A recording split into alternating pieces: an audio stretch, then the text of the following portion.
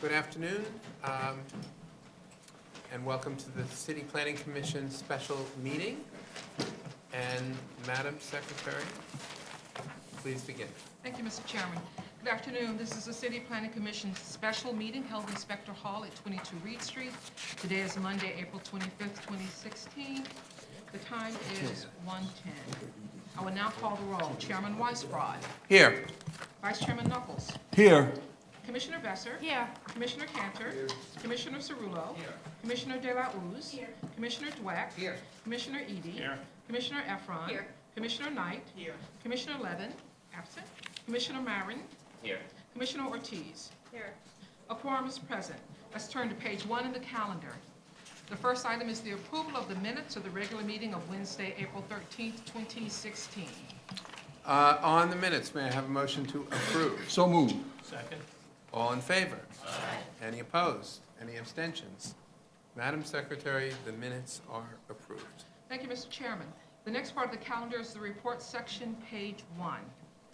Borough of the Bronx, calendar number 1, CD7, C160064ZMX, in the matter of an application for an amendment of the zoning map concerning 3276 Jerome Avenue. For a favorable report on calendar number 1, Chairman Weisbrod. Here. Vice Chairman Knuckles. Yes. Yes, I should say, not here. Thank you, Mr. Vice Chairman, for showing the way. Commissioner Besser. Yes. Commissioner Cantor. Yes. Commissioner Cerullo. Yes. Commissioner De La Uz. Yes. Commissioner Dweck. Yes. Commissioner Edie. Yes. Commissioner Efron. Abstain. Commissioner Knight. Yes. Commissioner Marin. Yes. Commissioner Ortiz. Yes. A favorable report has been adopted on calendar number 1. Borough of the Bronx, calendar numbers 2 and 3, CD8, calendar number 2, N160150, ZAX, and calendar number 3, N160151, ZAX. In the matter of applications for the grant of authorizations concerning the Rosenberg residence. For adoption on calendar numbers 2 and 3, Chairman Weisbrod. Yes. Vice Chairman Knuckles. Yes. Commissioner Besser. Yes. Commissioner Cantor. Yes. Commissioner Cerullo. Yes. Commissioner De La Uz. Yes. Commissioner Dweck. Yes. Commissioner Edie. Yes. Commissioner Efron. Yes, and on the last vote, I recuse. I don't abstain. The record will so note. Thank you. Commissioner Knight. Yes. Commissioner Marin. Yes. Commissioner Ortiz. Yes. Calendar numbers 2 and 3 have been adopted. Borough of the Bronx, calendar numbers 4 and 5, CD8, calendar number 4, N160223ZAX, and calendar number 5, N160224ZAX, in the matter of applications for the grant of authorizations concerning the Michael residence. For adoption on calendar numbers 4 and 5, Chairman Weisbrod. Yes. Vice Chairman Knuckles. Yes. Commissioner Besser. Yes. Commissioner Cantor. Yes. Commissioner Cerullo. Yes. Commissioner De La Uz. Yes. Commissioner Dweck. Yes. Commissioner Edie. Yes. Commissioner Efron. Yes. Commissioner Knight. Yes. Commissioner Marin. Yes. Commissioner Ortiz. Yes. Calendar numbers 4 and 5 have been adopted. Calendar number 6, Borough of Manhattan, CD1, N160166ZRM, in the matter of an application for an amendment of the zoning resolution concerning the Water Street upgrades text amendment. For a favorable report is modified on calendar number 6. Chairman Weisbrod. Yes.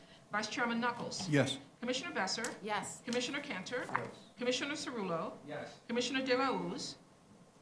I'm actually going to abstain on this. I think the modification that has been made is a positive one. I just think it probably needs a little bit more tweaking. And appreciate all the staff effort on this.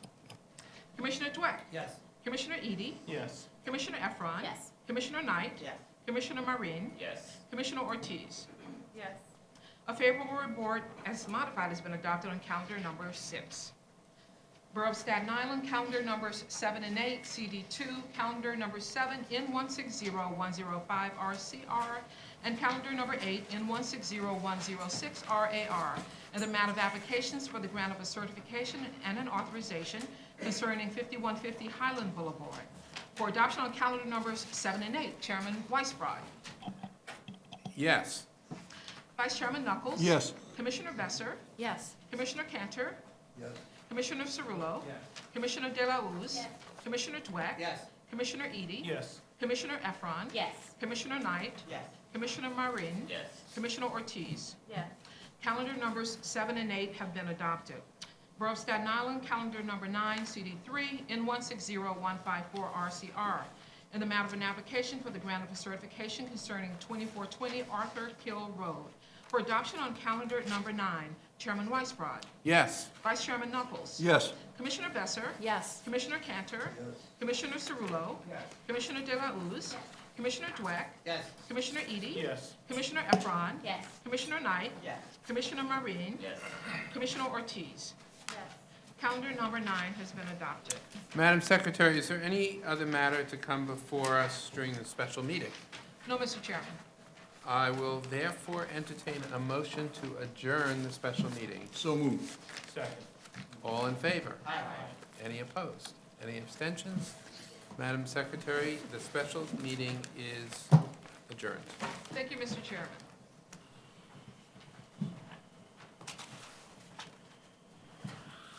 So now we will go to the regular review session agenda. Once again, today is Monday, April 25th, 2016, and a quorum is present. Bless you. Mr. Chairman, before we start the presentation on the Lambert Houses redevelopment proposal, we wanted to acknowledge the entire project team for all of their hard work getting to this point.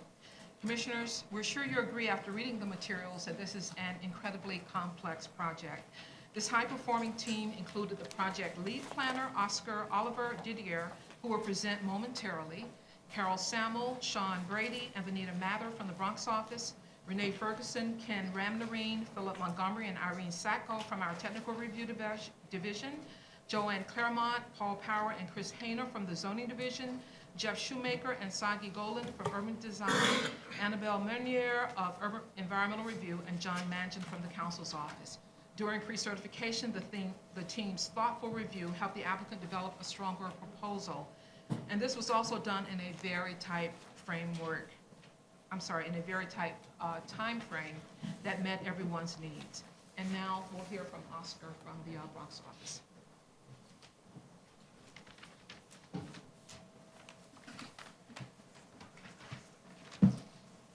Good afternoon. Thank you, Jackie, for those words. Today I'll be presenting Lambert Houses redevelopment. It's a very important project, top priority for the Bronx. It's a 12-acre site.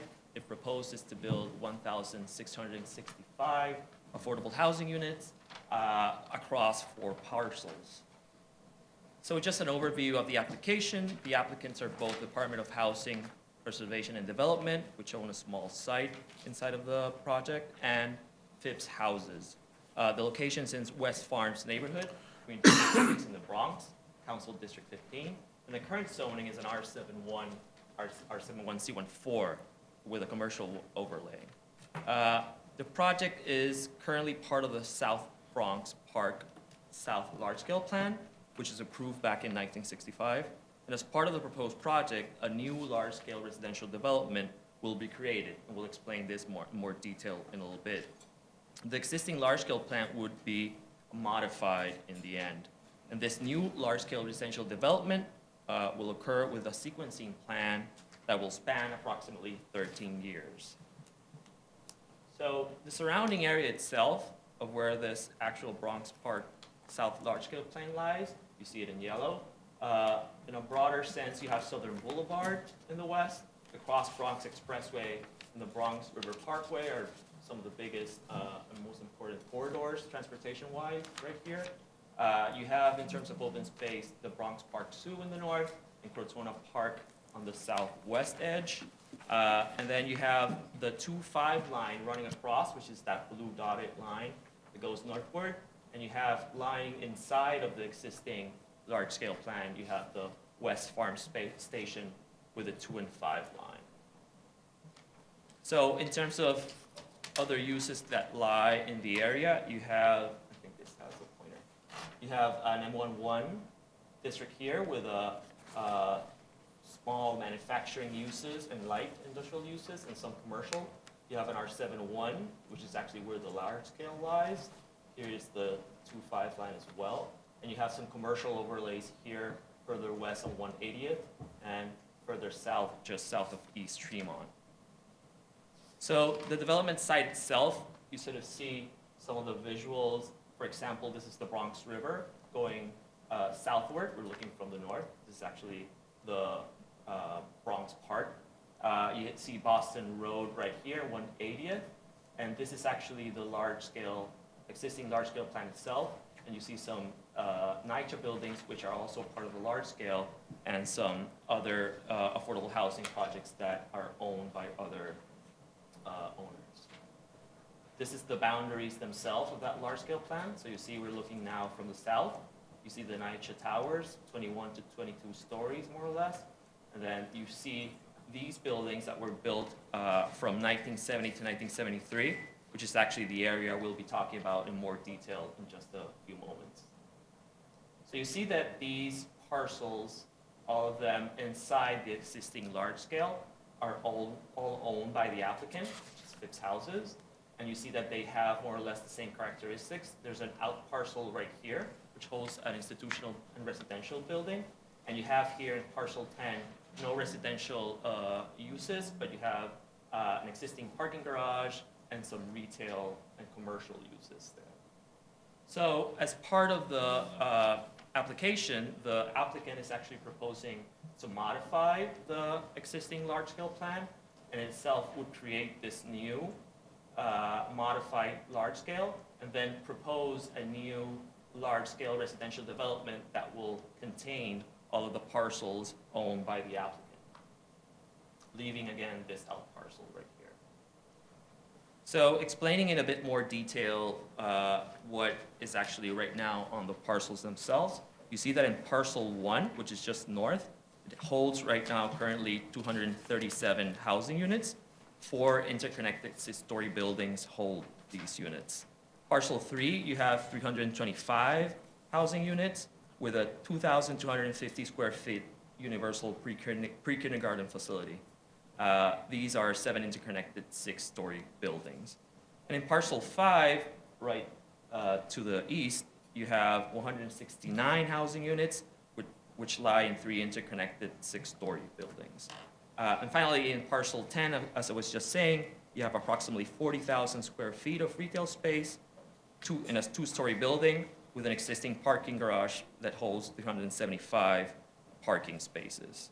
It's important also to note that all of this construction, we will sort of explain now in great detail, will sort of also have a very complex sequencing plan that would relocate the current residents and give them the option to live in these new affordable housing buildings with a sequencing plan that would relocate, demolish strategically, and then rebuild the new projects themselves, and in addition add 1,000 affordable housing units for the outlying community. So just outside of what's currently now the large scale, but would be the modified large scale after this process finishes. You have in parcel 6, which is right here, you have 90 housing units, and it's owned by Fordham Bedford Corporation. Parcel 7 has 204 housing units and a community center, also owned by Fordham Bedford. And parcel 8A, right here, you have 231 housing units and owned by the New York Association of Catholic Homes. And in parcel 8B, we have a NYCHA, 2 NYCHA towers with 224 housing units. Parcel 9, which is just the southern tip of the existing large scale, currently holds retail, a closed parking garage, which was closed for structural issues and underutilization. And it's also owned by the New York Association of Catholic Homes. Be important to add that the owners of this parcel are proposing 290 units of affordable housing in this project. We will hopefully see that in the spring, the ULURP process for that. So basically wrapping up with the explanation introduction of the project area, you see how these are the 1, 3, 5, and 10 parcels. This is what will be sort of inside the new large-scale residential development. You see, just generally speaking, that the buildings that are currently there, built in from 1970 to 73, more or less have the same height. So there's very little articulation between them, just 6 stories across. Most of the buildings do not lie on the street wall or the lot line. So you have these sort of green areas that basically have very little sense of ownership. And you have courtyards in the middle right now, but they are currently underutilized, and it's also difficult to sort of have a clear sense of wayfinding. There's a lot of entrances and lack sort of hierarchy, sort of understanding that relationship to the outline context. But more important than these sort of architectural characteristics or design characteristics is the fact that there's an existing community here. And that's why the sequencing plan is so important, because if they're going to be given the option to sort of relocate into the new buildings, then this process has to make sense and has to be very well thought out. So going through the first phase of the sequencing plan, building 3A, which is this one right here, which actually has already been vacated, and the residents have been relocated to available units inside the existing large scale. The next sequence would actually demolish building 3A, which actually contains 51 units, and the new 3A building with 163 new affordable housing units would be built in its place. Then residents of parcel 5 would be given the option to relocate into the new building 3A. And the demolition of 169 units in parcel 5 would occur. Subsequently, the new 5A and 5B buildings, which are here, with 301 new affordable housing units would be built in its place, parcel 5. And then residents of parcel 1, which is just north, will be given the option to relocate into the new building 5A and 5B in parcel 5. Then the demolition of 242 units in parcel 1 would occur, and the new 1A and 1D buildings with 494 affordable housing units would be created and built. Residents of parcel 3, south, which currently holds 274 units, would be given the option to relocate into the new buildings on parcel 1, and the demolition of 274 units in parcel 3 south would occur subsequently. And then the construction of the new buildings in parcel 3, with 574 new affordable housing units would be built and a new private street, which actually would lie in areas that were demapped when the original large-scale plan was realized, would still be private street, but they would be accessible to both pedestrians and cars alike. So then parcel 10, which actually, again, has the retail area, there's no residential units in here, would be vacated and then demolished.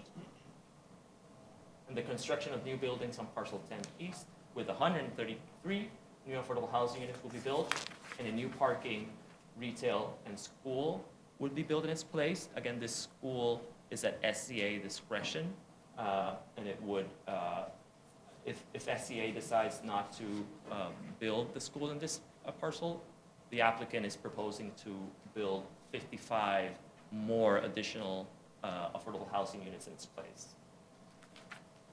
So this is basically what the end of the sequencing plan will look like after, again, a 13-year span.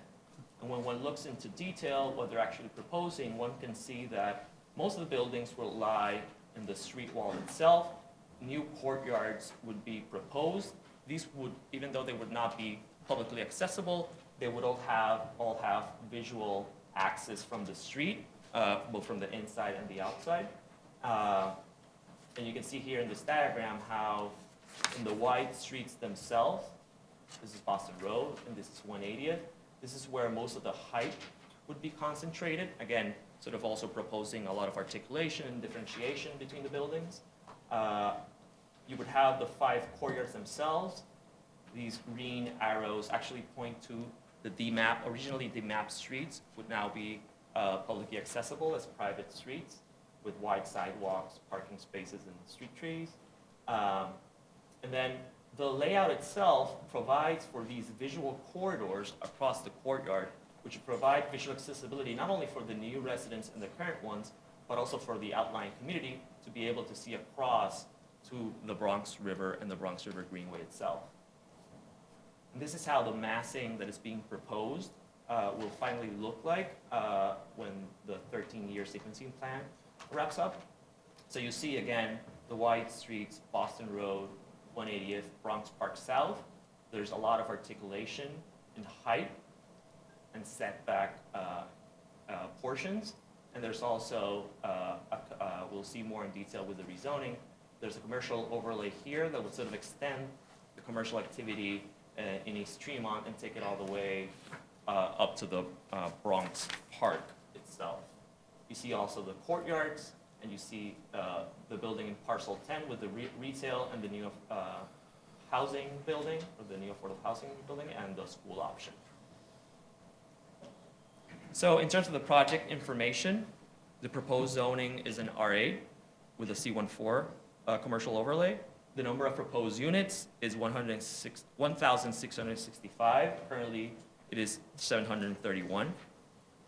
In terms of commercial space, 61,000 square feet of retail would also be incorporated into the master plan.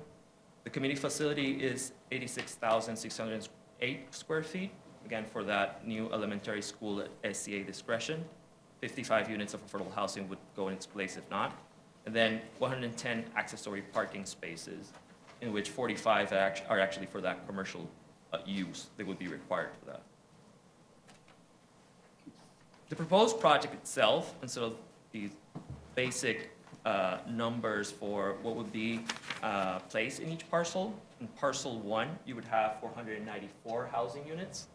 Again, it was 237 before, like we just said. It would be 3 new separate buildings ranging from 7 to 15 stories. In parcel 3, so here, it would be 737 housing units. It was 325 before, and 6 new separate buildings ranging from 8 to 14 stories. Parcel 5, we would have 301 new housing units. It was 169 before, and 2 new interconnected buildings ranging from 8 to 16 stories. And finally, in parcel 10, we would have 133 housing units. There was no residential use there before. Almost 45,000 square feet of retail, almost 87,000 square feet for the elementary school use, and a mixed-use building ranging from 5 to 16 stories. And again, you sort of see here in the sort of purple color, the new large-scale residential development boundary. And just a basic overview of the actions that the applicant is requesting. Again, we would have a modification of the previously approved large-scale residential development. There would be a rezoning in certain portions of the project from an R71 to an R8 zoning district, and adding again that commercial overlay of C14. There would be a UDEV disposition for an HPD, small HPD owned site. We'll explain and I'll pinpoint where that is. A city map change, again for mandatory inclusionary housing, and text amendments and special permits and authorization. So this is in more detail what these actions are. We'll see them, we can always go back to this, but we'll see them more easily with some of the drawings and diagrams I have in here. So starting off with the modification of the previously approved large scale, you see what the actual large scale used to be with these sort of 2 outlined parcels. And this would be the new border of the large scale residential development that the applicant is proposing, and then this would be the modified large scale itself that currently exists. You can see again sort of the diagrams that help us explain this, the parcels owned by the applicant, the existing large-scale boundary in yellow, and then you see in the light purple what the new large-scale residential development limits would be, or borders would be. It's important to also note that in these edges, some of the permits, which we'll sort of discuss in a few moments, are to ensure that no new non-compliances occur, because again, this used to be an edge between the interior portions of the large scale itself, and now it would have a border condition, so we would have to make sure that some of the special permits take care of those.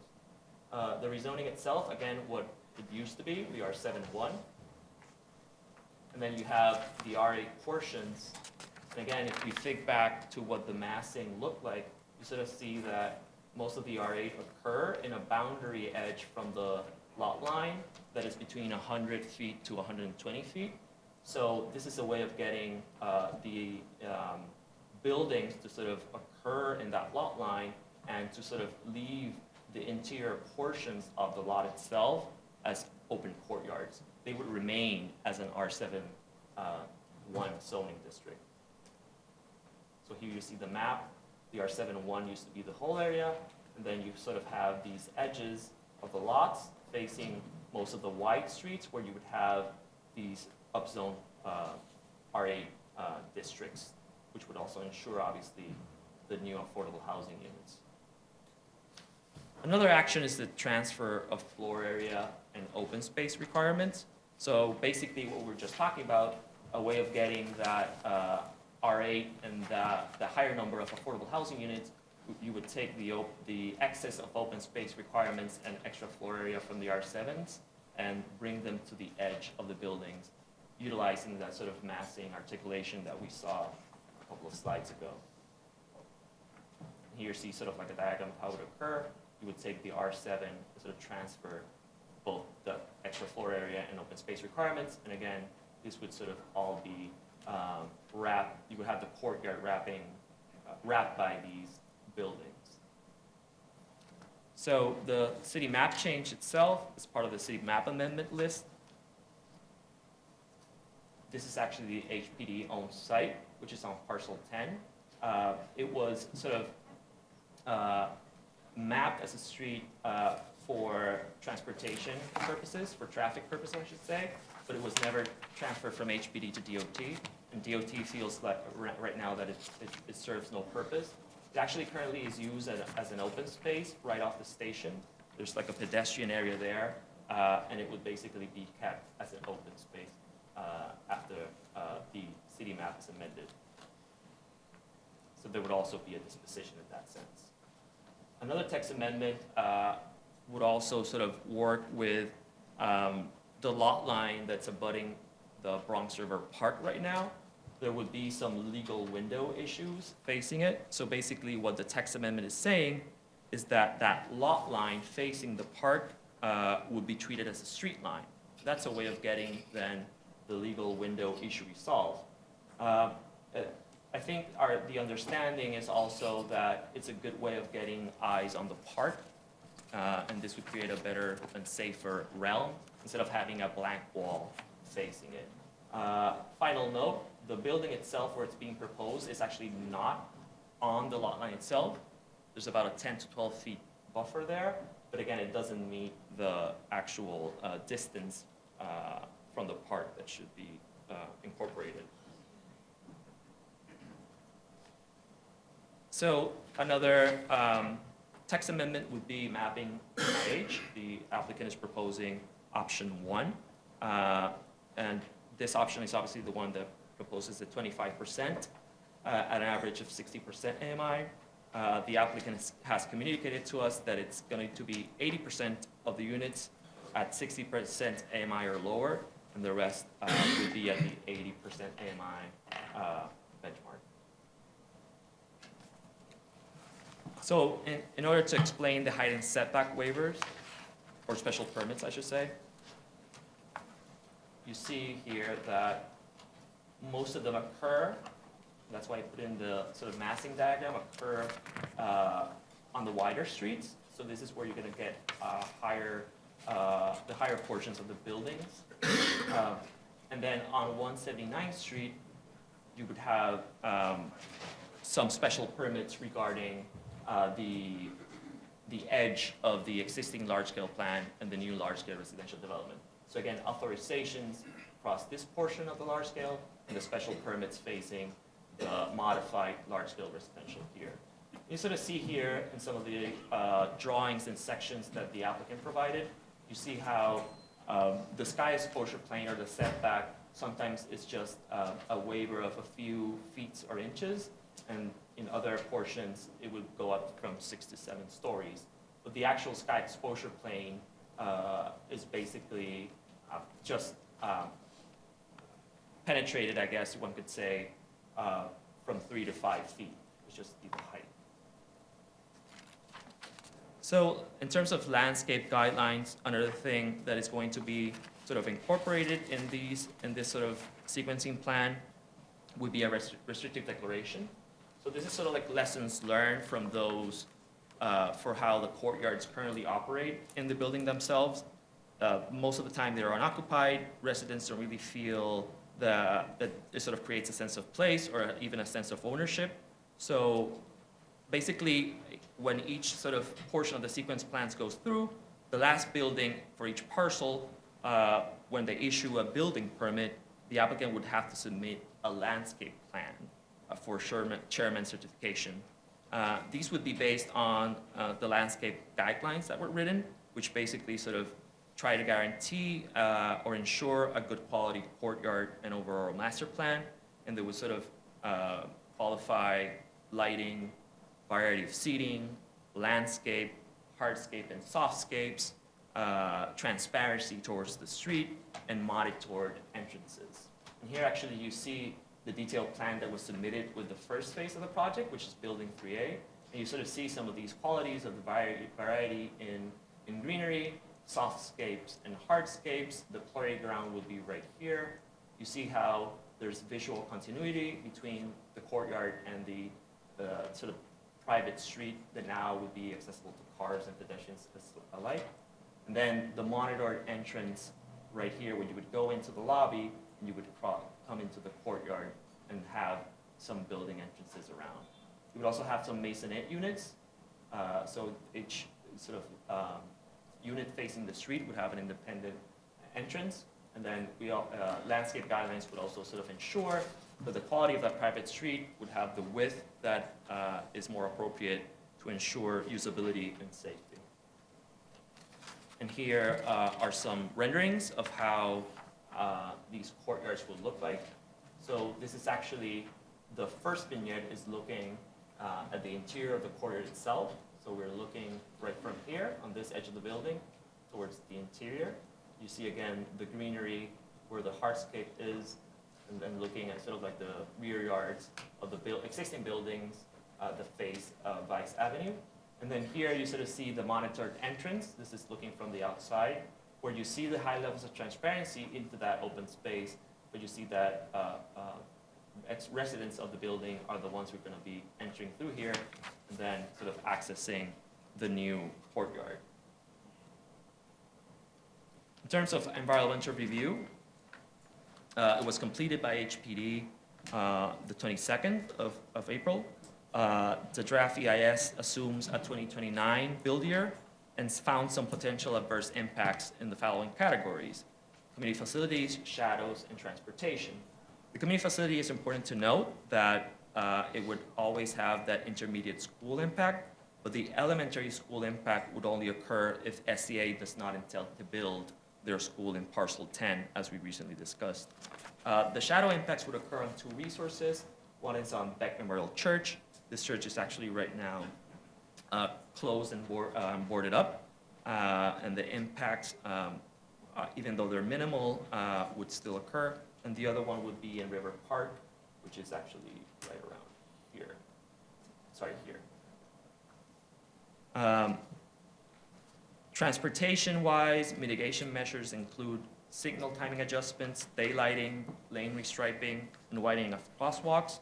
And all mitigation measures that have been identified will be mitigated except for the community facilities public school use. Specifically, we're talking about that intermediate school that is needed. And then the potential for additional mitigation will be explored between the draft EIS and the final EIS. So basically, wrapping up, all of these proposed actions would result in the construction of the Lambert Houses redevelopment. And this will provide an opportunity for new affordable housing units for existing residents, create 1,000 additional affordable housing for the community, new retail and community facility space, all as part of a better site plan that matches surrounding character of the community. Thank you. Thank you, Oscar. Very well done. And quite comprehensive. Questions for Oscar? Ms. Delos, followed by Ms. Efron. Hi, Oscar, thank you. That was very well done. Thank you. Certainly a thoughtful project. A couple questions. So one has to do with the pre-K that's currently there. I'm just wondering if it is also planned to be replaced in the new redevelopment, because I didn't see reference to that. Right, yes. It's actually right now, 20, it's a reference where exactly it is. This is on parcel, let me just make sure I get the slide. I want to make sure. It's actually on parcel 3 right now, and it will be Right. relocated into parcel 5. okay. And then the other questions I had really just have to do with what the current AMI levels are for the folks that live in the property and how that matches the planned MIH options that Right. are being discussed. And I'm sure that'll probably come up in the process with the community boards. And then I think it's implied from everything that you're saying, but I think it would be helpful, and perhaps the development team will, focus on the tenant's right to return and non-displacement aspects of the plan. That's obviously, I know the developer well. I'm sure that that is absolutely their intention, but I think, making that clear will be very helpful as part of the process. And I just wanted to confirm one thing. So 80% of the project would be affordable, 20% could be market rate, up to 20%. Is that, did I hear you It would correctly? be- when you- No, be I 100% may have affordable. misspoken. It's going to be 100% affordable Okay. housing. Yep, Up to, 80, but up to 80. So AMI. no more than 80% of AMI for the entire project? exactly. Okay, great, thank you. And to your question about the existing housing stock, it is Section 8, and all those Section 8, almost 730 units of them. So would be- 100% of it is Section 8. Right, and Okay. they would be sort of relocated and built into the new project. Great, thank you. Just to clarify, Oscar, none of the tenants would actually be displaced, is that correct? It's their option. Relocate. If Right. they decide to leave for whatever reason, they may do that. course, but- no one's- But they're going to be, But Or literally, absolutely. every tenant would have the option of, before their building was demolished, they would have a resource in a new building that had already been Exactly. built, a new unit had already been Right. built. and I think it would be important to note that depending on what timing we're specifically on in terms of the sequencing plan, at the very beginning, residents would probably have to be relocated into existing vacant units, like it just occurred on Building 3A. But then subsequently, most of the residents would be relocated into the new buildings when the sort of the process starts wrapping up. Ms. Efron? Thank you. I too want to commend you. This is super complicated, and you made it feel very, very simple, both in the written report and in your presentation today. I did have two questions. One is just a small one. I hope I misheard you. The entrance to the buildings, other than 3A in that courtyard scenario, wouldn't be through the courtyard. It would be a street entrance, correct? It would be a street entrance through a monitored lobby. So it would basically look like, I don't know if I'm answering your question, but it would basically look like this. You would still have that sort of visual access to it to give it a sense of continuation to the existing outdoor street, but then you would enter through here and then sort of move into the courtyard. Okay, so there are no building entrances planned off of any There courtyards? is, but you would have to go, so there would be various entrances. There would be the entrances directly to the Masonite units facing the private street, just exclusive for them. And then you would have an entrance through here, and this could be for folks who would just want to be or go directly to a courtyard. But there would be also access to the residential lobbies from the courtyard to specific portions of the building. But there would also be a building core that would take you directly to the units themselves. But you could access through the courtyard, the actual residential uses. And the other way around would be that you could actually go from your residential unit into the courtyard. I'm less concerned about access to the courtyard and trying to understand how a woman with 2 small children coming home from daycare and groceries gets to her building. So is there a street access or only through the courtyard for other than 3A? To my knowledge, I think there's also street access. Okay, Yes. that would be, it seems to me important to Right. understand. And then my other question is really, again, not to detract from what seems like a very exciting project and was very well described, but immediately adjacent and in fact formerly part of the large-scale development project is NYCHA Housing. And I hope during this process, assuming this gets certified, that there will be some explanation as to the state of repair of those buildings and the capital needs of those buildings so as not to inadvertently use city resources solely to help only one section of a large-scale development that obviously the city's the landlord there. So a better understanding of the condition of those buildings seems really important. Mr. Cantor, then Mr. Dweck. Is the 13-year build-out a function of funding, or is it a function of the relocation and rebuild, or a combination? I think it's both. I mean, in the end, the sequencing plan, as you saw, is very complex. So it's sort of, it requires it to occur over time, so you're able to the resident would have the option to move depending on when a building gets vacated, when it gets demolished, and when it's sort of parallelly being built. But there's, the applicant has communicated to us that there's going to be most likely multiple financing tools in order to get that project realized over the 13-year span.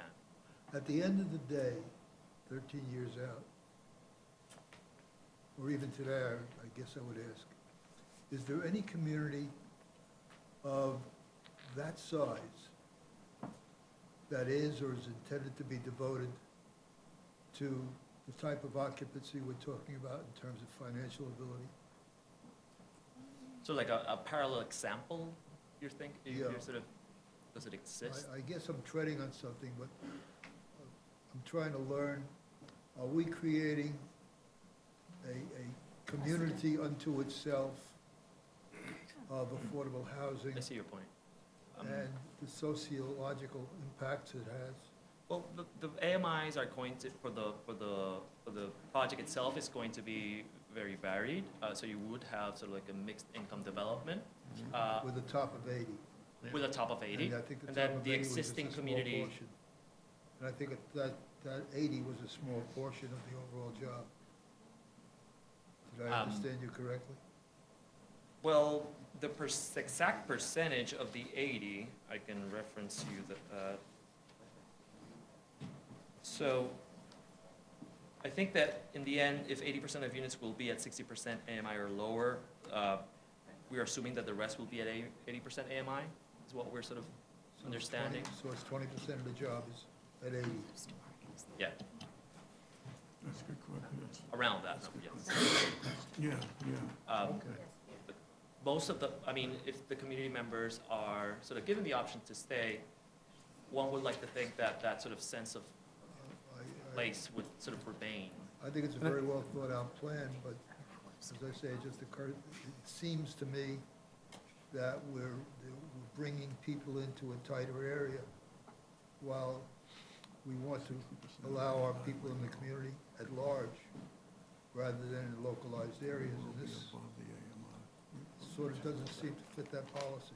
Well, I think certainly when this comes back for our hearing, it's a question for the applicant, exactly what I think a couple of questions. One, exactly what the intended income mix will be.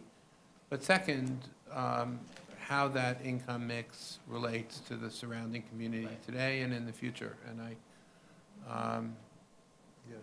I think that's a fair question for the applicant team when they return, and for Thank you. others in the community who wish to speak to it. Mr. Dweck. Yeah, I'd just like to comment that when this comes back, I'd be interested to hear any preliminary indication from the SCA about what their plans are would be, because it would certainly, clarify a part of the EIS that Right. falls short. So if they've had any discussions with them yet, or if by the time it comes back, we can get some Right. further clarity. To my understanding, we're getting the letter of intent before the final EIS is submitted, so that should be soon enough. Great, thank you. Mr. Knuckles. Thank you.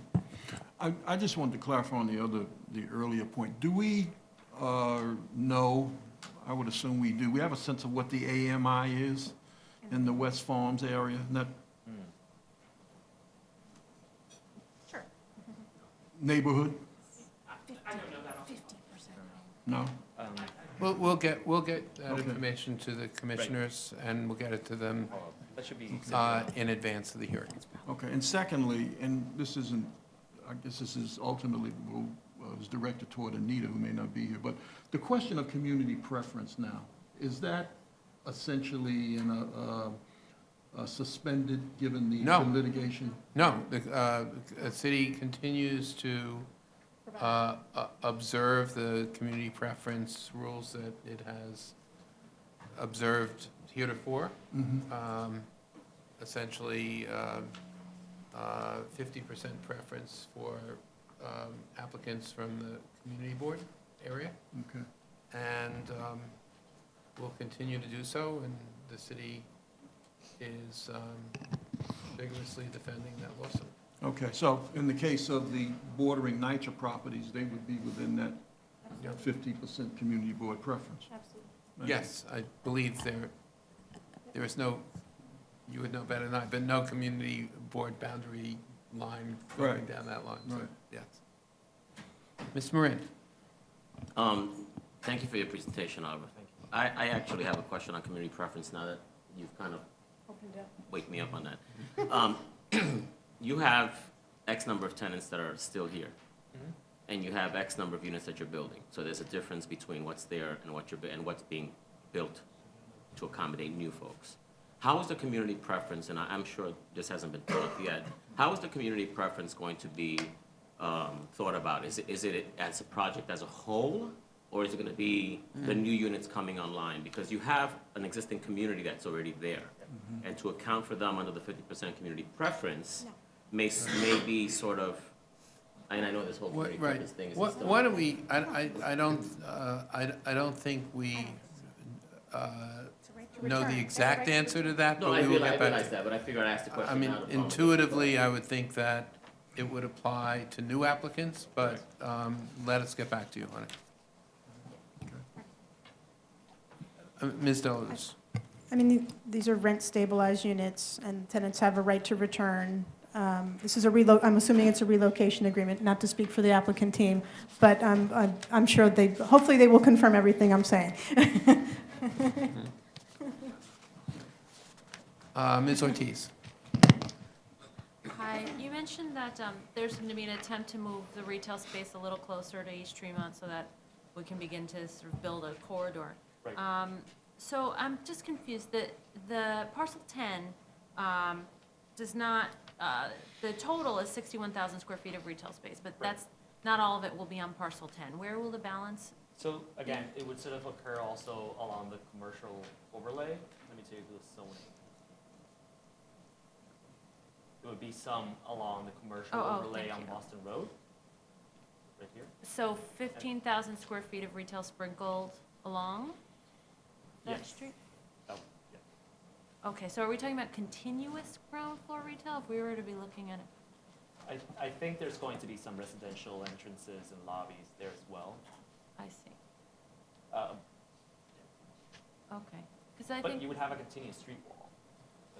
certainly, I'm just Different thinking kinds of about, active uses such as community facilities, residential lobbies and entrances, and obviously commercial and retail uses. I mean, has anybody given thought to the kind of retail that might occupy these sort of small spaces that are, not contiguous with the balance of the retail? Because I think that's a challenge. I don't think we're at a point that we would know that level of detail, but it would be sort of, the C14 overlay, again, would control certain uses from either occupying or not Yeah. this area. So No, I I think the understand. rationale behind is sort of picking the C14 would have to, I guess I'm questioning the overlay itself, not necessarily at parcel 10, but as you move up, in communities where there's limited demand, you often want to try to concentrate retail uses that are convenience uses so they benefit from one another rather than sprinkling them throughout. So I'm just wondering if some thought had been given to whether those spaces make the most sense from the perspective of what businesses want and the Right. fact that they want to be concentrated near each other, and what might be in those. I'll just add a little spaces. more. So the thought was to select, and I think the applicant needs to speak to this in more detail, but to address the corners and specific locations that made more sense, especially around the park. Yes, 180th Street, knowing full well that this is kind of very local service retail, but it was intended to enliven the street, as Oscar has said, but not be a full-on commercial street. We're not taking away from Tremont. The main core retail will be down at parcel 10. That's where they'll probably have many of their large anchor stores as well. But I think the applicant should talk to you about the kinds of retail they were thinking about and the kinds of uses they were thinking about in those kind of select locations. Okay. And I presume you are incorporating the HPD design guidelines for commercial space here? Okay.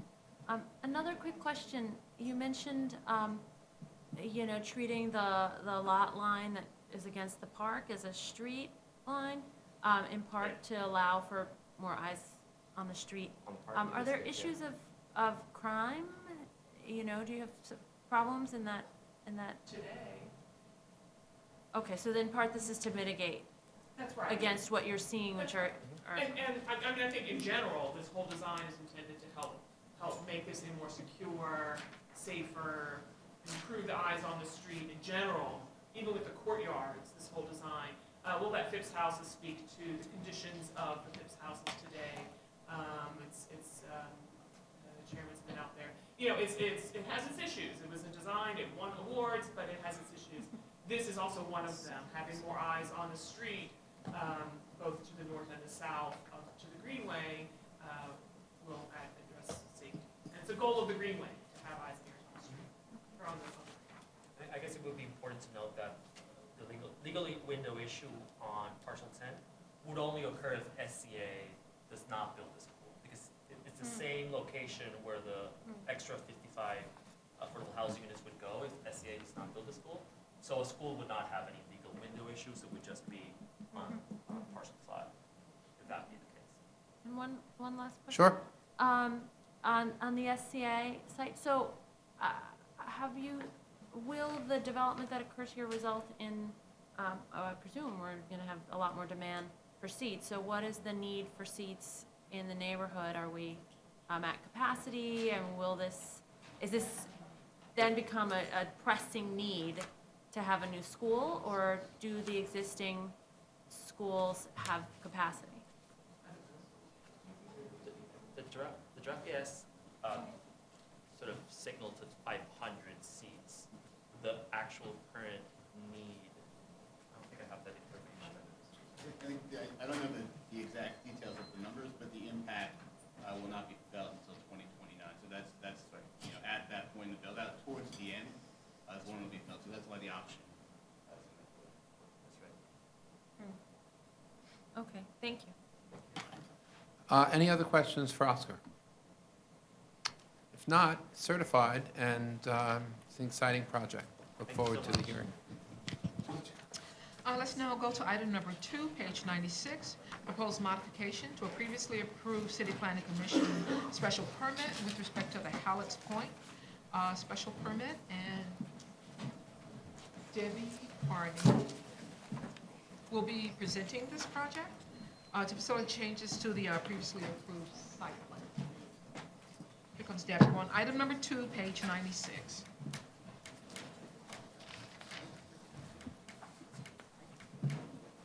Good afternoon, Commissioners. This is an application for the modification of a previously approved special permit to facilitate the development of a large-scale general development known as Hallett's Point Development. The development site is shown here with the red outline. It's located in western Queens at the western edge of the Astoria neighborhood. Most of it is taken up by the Astoria houses. It's approximately 27 acres. And then there are 3 privately owned parcels, 2 along the waterfront, and 1 upland parcel, which totals approximately 7 acres.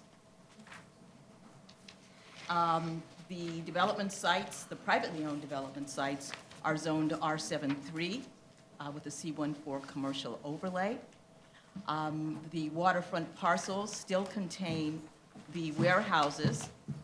The upland parcel, however, the warehouse has been demolished, and the site is now vacant and fenced and ready for development. The NYCHA housing is zoned R6. There are commercial overlays along 27th Avenue and Astoria Boulevard. Those were mapped in 2013 as part of the rezoning to provide for some future retail along these streets. There are no retail and services available to the NYCHA population today. Further over, just east of the Whitney Ford Park are 2 vacant industrial zoned parcels, which continue to be industrial uses. But just east of those, there's an area that's zoned R73 with a C24 commercial overlay on it. And this was also a large-scale development that came before the commission in 2014. This was the Astoria Cove large-scale special permit. Further to the east is the Astoria neighborhood, which is zoned for low and medium density types of development. This was also the subject of a department rezoning back in 2010, and the zones reflect the mix of building types in this area. Just to give you some background on the 2013 approvals, there were a package of actions which included a zoning map amendment, mapping the privately owned parcels for manufacturing owned land to the R73 with the C14 commercial overlay.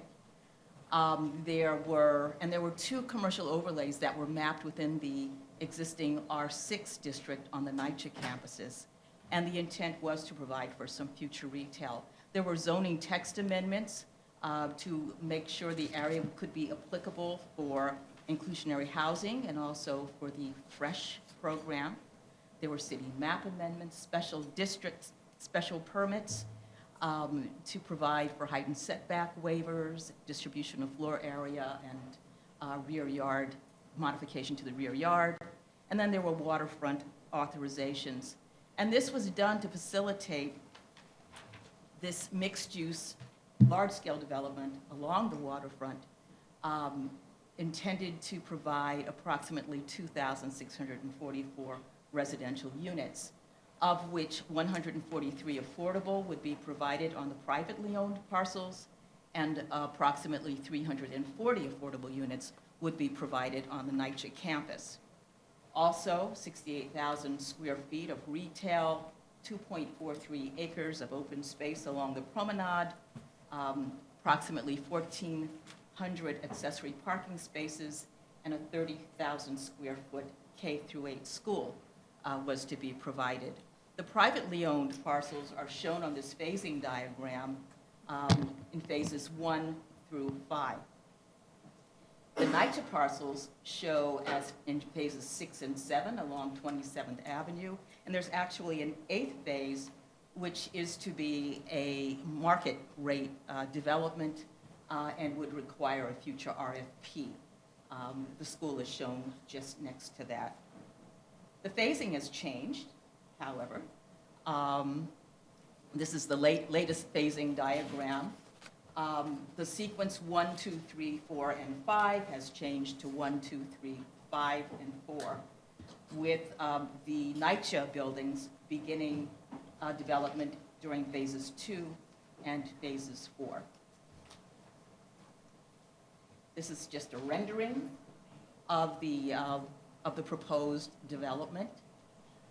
Buildings 1, 6, and 7 are the subject of this modification. And this basically shows the sites that would be affected by the proposed actions. Building 1 is located, it's the upland privately owned parcel. It's bounded by 1st and 2nd Streets and 26th Avenue. It's over 5,500 square feet, 55,000 square feet. It has been readied for development, it's vacant and fenced. Sites 7 and 6, 7 is currently a parking lot on the NYCHA property on 27th Avenue, and 6 is currently a trash compacting facility, also on 26th Avenue. So there are essentially 2 modifications that are being requested. One is to expand the ground floor of Building 1 to facilitate the development of a one-story black water treatment facility. And it will be extended into an area that was on the previously approved plans, an open space between First and Second Street, shown as the green under the approved plan. This is just a closer look, showing the facility as mechanical space. It would be accessory to Building 1. It would rise 14 feet, only 1 story. And aside from that, there would also be other minor changes to the periphery of the building, additional area for planning along First Street. The supermarket, which is the subject of a separate certification, a chairperson certification for Fresh Market, is actually a little smaller than anticipated. It is less than 25,000 square feet. It's actually 21,750 square feet. It no longer requires a loading dock, and so a loading dock no longer shows up on the plans. Another change, all of the building's entrances, residential and commercial, initially were shown on First Street. That has changed now. The residential entrance will be on First Street, and the commercial entrance will be on Second Street. The second modification has to do with buildings 6 and 7 on the NYCHA campus. In an effort to make these buildings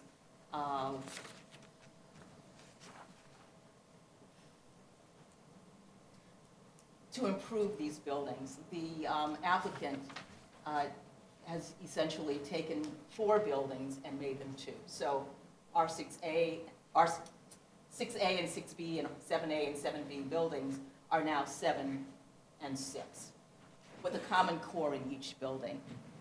But in doing so, in making these buildings more efficient, the applicant had 2 issues. One, the 2 top floors did not have access to the common core. And secondly, the building 6 floor area had been all maxed out. There was no opportunity to provide any retail.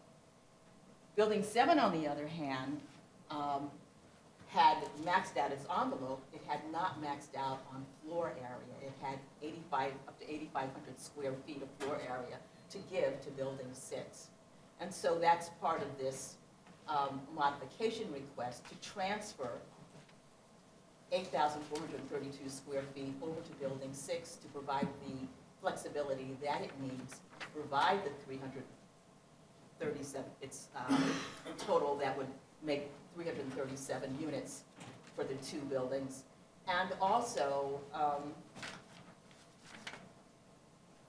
building 6 would also reallocate the 13th floor, bringing it down to the 12th floor, and making all of the floors accessible then to the core. So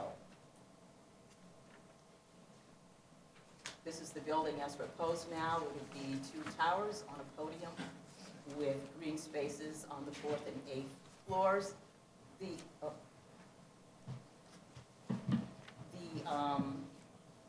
Blackwater facility is seen here in the little corner, 1 story high with the plantings on First Street. And then the grocery, the Fresh Market, would face Second Street. And this is a view of the Fresh Market. Thank you, Debbie. Questions for Debbie? Mr. Cantor. Ladies first. Oh, no, that's all right. Please, Commissioner Cantor. Okay, thank you. Deb, a couple of questions on this one. With everything you're talking about, I recall, I'm pretty sure this was the job, the school parcel, which was going to be the last parcel built out. Yes. After some conversation, there was an agreement on the part of the applicant that that parcel would be a play area until it's taken for a school. Is anything being requested to change that phase? Not at this time, no. Not at this time. No, it's not part of this proposal at all. What are the implications of the black water in the middle of a community? The Blackwater treatment facility, which would be accessory to this building, It would lighten the load for the utilities, for the services. But I'm thinking in terms of nuisance value, odors, anything of that nature. The applicant states that this is very clean. They've described this as something that would not have odors, but that's something that the applicant would have to speak to. And my third question is, I'm not clear when you mentioned something about the top floors not having a connection to the core. Is somebody supposed Yeah, to take when- a speed elevator? When they redesigned the buildings, you know, initially this was 2 buildings. Instead of having 2 cores, 1 core would be more efficient. But in doing so, the top 2 floors didn't have access to the core. And so it rendered those 2 floors useless. They needed to find some way to bring them in contact with the core. And they're doing that by reallocating this floor area to the 12th floor, basically consolidating the 12th floor. But at the end of the day, they're not adding any elevators. Oh, no, there's an elevator in the building, Okay. in the core. I understood you to be talking about almost a shuttle, but I guess I'm incorrect. No, the elevator will have access to all the floors. Thank you. Ms. Efron?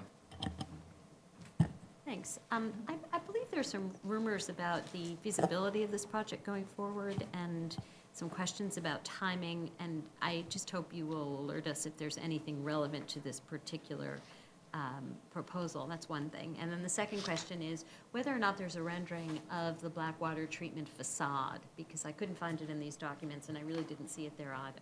I believe the applicant does have renderings that at least show that, It's particularly what the street experience would be. but we can get those Great, thanks. when this comes back. As far as this moving forward, this is scheduled to be, building 1 is scheduled to be put in the ground in the summer of this year, and expected to be finished by the summer of 2018. And is there any future section of or future phase of this project that's in jeopardy or in doubt? Well, the future phases, you know, where they had actually proposed some affordable in some of those privately owned buildings along the waterfront. They have the affordable that's proposed on the NYCHA campus. 421A, the fate of 421A will affect, yes, progress here. Thank you. So I also have a few questions, Debbie. One, the original size of the supermarket was what? You know, it was up to, according to the report, it was up to 30,000 square feet, or close to it. It was greater than 25,000 square feet. And why is it being reduced to 21,000? I don't know. I can certainly get an answer from the applicant on that. Well, they're eliminating the loading They're dock. eliminating the loading So if dock. they're eliminating the loading dock, that should allow, in theory, more square footage rather than less square footage. I just don't, like an explanation as to why all of a sudden the supermarket, which is certainly needed here, is being reduced Yes, in size. yes. And then the second, with respect to the Blackwater treatment facility, does that, I'm trying to figure out from, if you could go to your last slide. It shows up here in the corner. So that precludes access, public access to the water? This was not part of the required. No, I realize it wasn't access, required, but But it it does. was part of the original site plan. Yes, and it is a shortcut between First and Second Streets. So it removes a element of public access. Yes, well, yes. Here, I think it will show a little better. Yeah, I thought I had it. Here, go back. go back. Okay.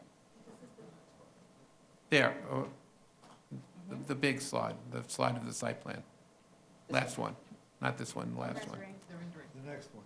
No, the next one. Keep going. Other direction. Other direction, there. Oh, So where is this exactly? so this is First Street here. Right. 26th Avenue, Second Street, and here's the First Street view of the small facility. The passageway would have been here. It would have been a 24-foot wide pedestrian access way. Directly to the water? No, well, Yeah. you could. So why is, so that's a big trade-off for a Blackwater facility.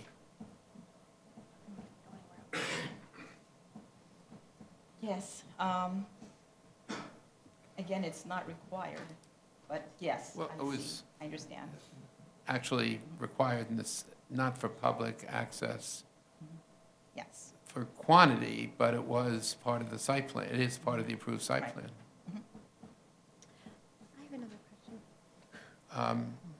Well, we'll see what the community reaction to it is. Ms. Efron?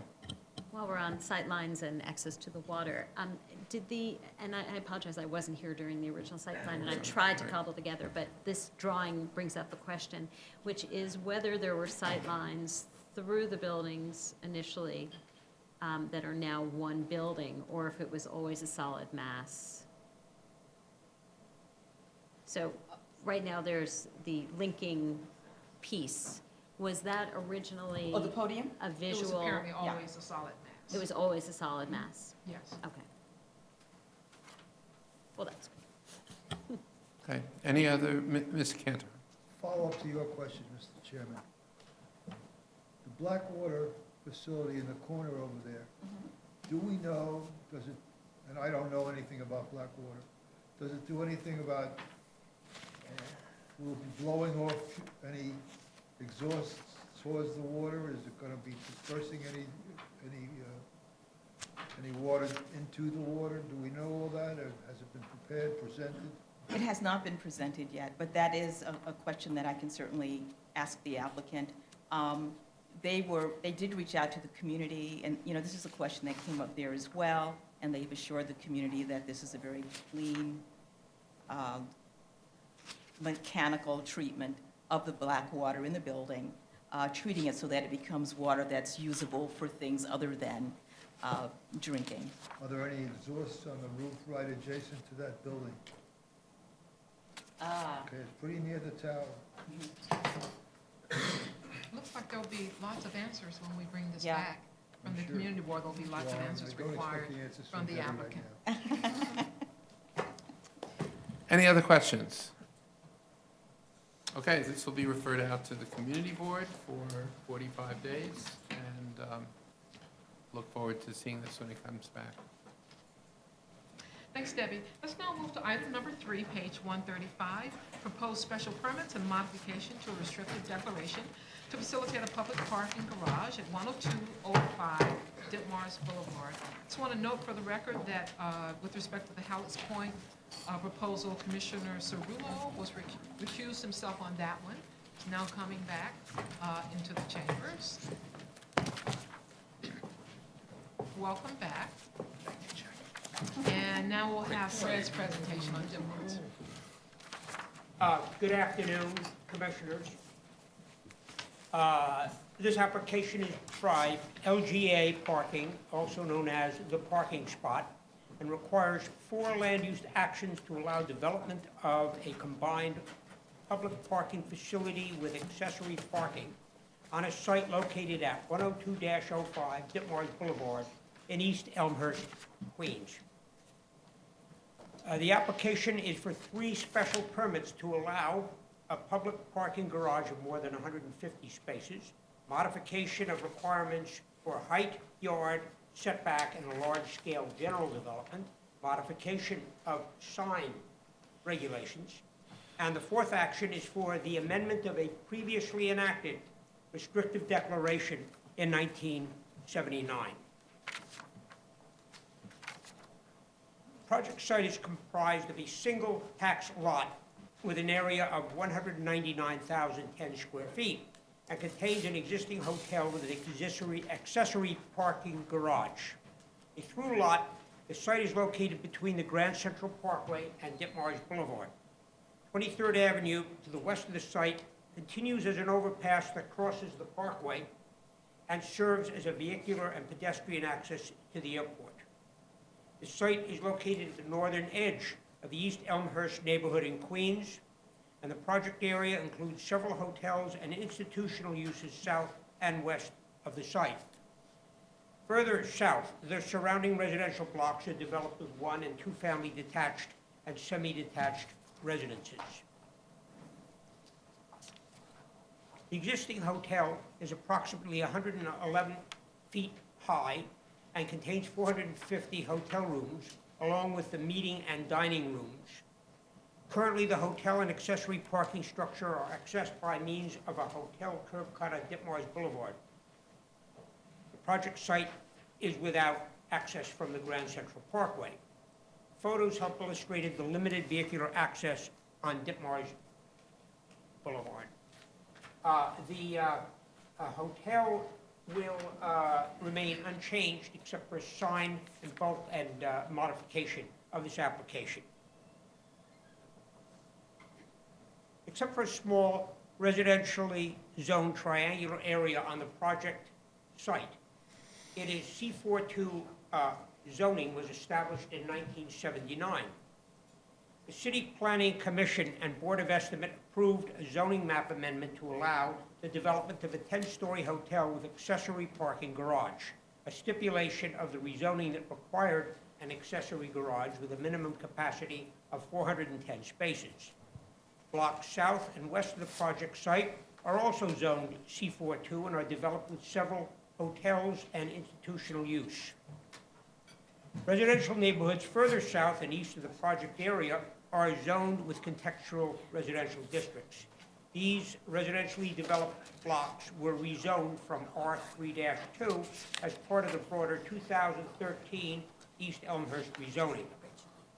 The proposed parking garage structure and existing hotel will have an FAR of slightly less than 3.4 maximum allowed for commercial use. Physical character of land within the project area is consistent with the zoning, reflects the density, bulk, and use of assigned zoning districts. The areas in red reflect hotel development relating to LaGuardia Airport, and its designated M-1 district is colored gray. A single block within the 600-foot project area perimeter is zoned R6 and is developed with a 6-story assisted living facility. Residential development in the R3-1, R3X, and R3A contextual districts are predominantly 1- and 2-family homes. The location of the proposed garage on the project site will replace the hotel's existing accessory parking structure. The new parking structure will be separated from the existing hotel by the hotel plaza. The structure that is proposed will contain 420 accessory parking spaces as of right and 1,775 attended parking long-term spaces for air travelers departing from LaGuardia Airport. Upon arrival at the 1,775 space attended parking garage, patrons will be taken by shuttle bus from the hotel plaza to the airport terminal. And upon return to the airport, patrons are shuttled to the terminal to their waiting cars at the public garage. In addition to providing access to the hotel plaza will provide airport shuttle bus and the 420-space accessory parking garage entry-exit by way of a curb cut on Ditmars Boulevard. The attended parking, excuse me, garage will have 2 curb cuts on Ditmars Boulevard. The required 50 reservoir spaces for the public attended parking are provided at these locations and are colored orange. 1 curb cut will provide entry for frequent garage users. A second attended parking garage curb cut will be located 91 feet east of the Hotel Plaza curb cut entry. This curb cut will provide the only exit for all attended parking. To meet the special permit requirements of a public parking garage, the design proposes replacing the existing parking structure with a new garage that will contain 2 separate parking facilities. It will have 10 parking levels, 2 of which are below the Ditmars Street elevation. The design of the garage where it faces the Hotel Plaza is 84 feet high. The impact of its bulk and massing is reduced by the interplay of inverted L massing, the shear walls of the garage structure, in contrast with the vertical metal fins and the creation of some voids within the facade. Additionally, the lighting on the rooftop is placed along the central axis of the garage, where it is not observable from the street. Further reduction in massing is achieved by stepping down the garage structure from 84 feet at the Hotel Plaza to 48 feet where the project site meets a residential district. Another feature of the design to reduce the impact of its massiveness is setbacks along Ditmars Boulevard, interplayed with vertical glazed and enclosed stair towers. The site plan calls for extensive landscaping along Ditmars Boulevard where the garage sets back from the sidewalk. Additionally, the design will provide a 500-square-foot retail concession located near the existing city bus stop on Ditmars Boulevard.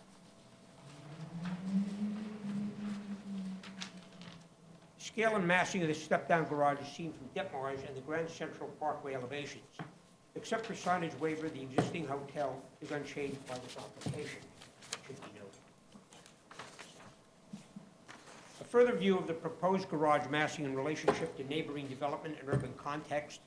The project site will provide an unbuilt and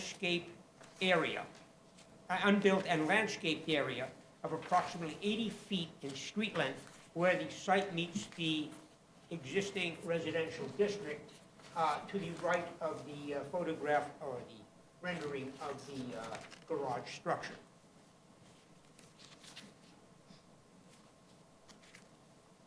The garage requires a special permit for waivers to allow modification of height, setback yard, and sky exposure plane requirements. The waivers, which are indicated by the darker gray shading, are limited to the perimeter of the proposed garage structure. The waivers for side and rear yard only apply to areas where the structure adjoins the right-of-way to the Grand Central Parkway. And the height and setback portions relate to the structure's height above 40 feet. Seen from this section. The third special permit applies to the signage. The waivers will allow 8 signs, 5 of which will be on Ditmars Boulevard frontage, and 3 that face the Grand Central Parkway, to exceed the permitted surface area and height locations. These signs are backlit for illumination. Garage structures are a difficult urban form. The slope ramps, if observable from the street context, are in conflict with the horizontality of the parking level planes. Recognizing this awkward juxtaposition, the proposed design integrates the ramps from the 3rd level to the roof by establishing a plane of visually solid inverted Ls and fins.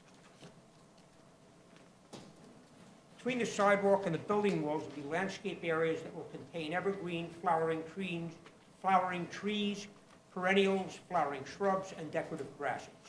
Adjacent to the existing bus stop toward the eastern portion of the building, a seating area with benches will be located between the new parking structure and the adjacent retail space, and the sidewalk and public amenity as a sidewalk and public amenity for bus users. The step-back areas between the sidewalk and Ditmars Boulevard frontage will provide a landscaped area comprised of deciduous and evergreen trees and flowering shrubs along its entire length.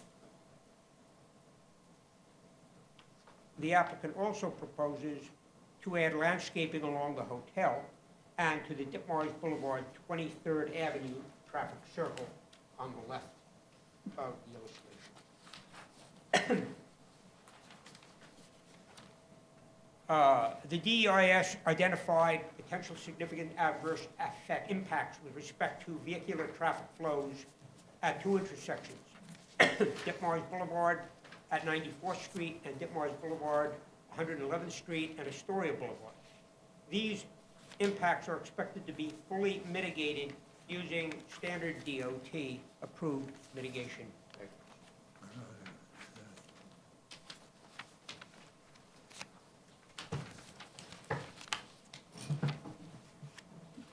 The discretionary actions requested by this application will allow the development of a new parking structure that will contain a public garage containing 1,775 long-term public parking spaces and 420 parking spaces that will be accessory to the existing Marriott Hotel. The proposed development will require 3 special permits to allow a public parking garage of more than 150 spaces and roof parking pursuant to zoning resolution section 74-512, bulk waivers and height and setback side yard pursuant to section 74-743A, parentheses 2, use waivers regarding signage, the total permitted surface area and height of signage. The public garage will have only 8 signs. And lastly, the amendment to the existing amendment and reinstatement of modified declaration D43 pursuant to paragraph 8 of the declaration. Are there any questions? Questions for Fred, starting again with you, Mr. Cantor. Thank you. Fred, Ditmars is a residential street. All right. Not in this area. Across the site, let's go back a bit. Here we go. Immediately across from the site and on zone C4-2, there are several hotels that Yes. face the site. Yes. So, But in order to get to in order to get to this parking garage, you will have to traverse a residential area up towards the joining of Astoria Boulevard and Ditmars. all right, And we're talking about 600,000 square feet of construction, give or take. most of the vehicles will probably be using Ditmars Boulevard access primarily from the areas further west that are zoned for manufacturing. There will be some use of Ditmars Boulevard that is residential, but predominantly it will be from the western edge of Ditmars Boulevard. And isn't there gonna be some automobile traffic coming from the parkway up and around to the garage? That could happen. Are we gonna be getting traffic studies? We've done that already. That was the scope and purpose of the DEIS. This had an environmental impact statement, not just an assessment review. Do we know what the build-out at LaGuardia is gonna be in terms of parking? With the build-out, they are going to lose several thousand spaces of parking because of the expansion of LaGuardia Airport. Even with the new garages they're building? The new garage they built is a temporary structure. It will be removed when they expand the airport. Really? There's 2 structures going up. In other words, that taupe-colored massing across the Grand Central Parkway there, that cube, Yeah. is a temporary parking structure, and it will be removed because they're going to take the entire length of LaGuardia's terminal structure and move it Towards Delta? toward the Grand Central Parkway. So those are, both garages are temporary? Yes. Okay. Another aspect I should bring up, we presented to this proposal to the Port Authority, and after their review by Aviation Planning, they actually went from not looking forward to having this there to changing their position and actually supporting it because the amount of expansion that they expect and hope from LaGuardia Airport in terms of air travelers is going to increase 30% over the next decade and more. And from their own survey studies, as well as the applicant's studies, they realize that most air traveler users would like to be able to drive to the airport rather than take a bus or a taxi. If this structure provides nearly 2,000 spaces of long-term parking, where it's very simple, they drive down Ditmars, they don't have to drive exclusively from there. My guess is, in fact, they might even drop their families off at the airport and then use the overpass bridge at 23rd Avenue, looping around to Ditmars Boulevard, and to be able to have immediate access to the garage, keeping a fairly simple traffic flow. Now, they'll park their cars there, and several days later when they return, they'll call up in advance and know that the car will be waiting for them. The bus shuttle service that serves the hotel will also serve the garage and will connect directly to the airport. Right, thanks. I just wanted to say, in summary, when we had these discussions with the Port Authority, they're very informative. The bottom line is that they're getting out of the long-term parking facility business altogether, with whatever changes may come with the master plan, which would, as Fred described, push all of the terminal space closer to the Grand Central Parkway, eliminating the parking fields in front. And as a result, they actually do feel this is complementary to providing the needs of some of travelers using the air.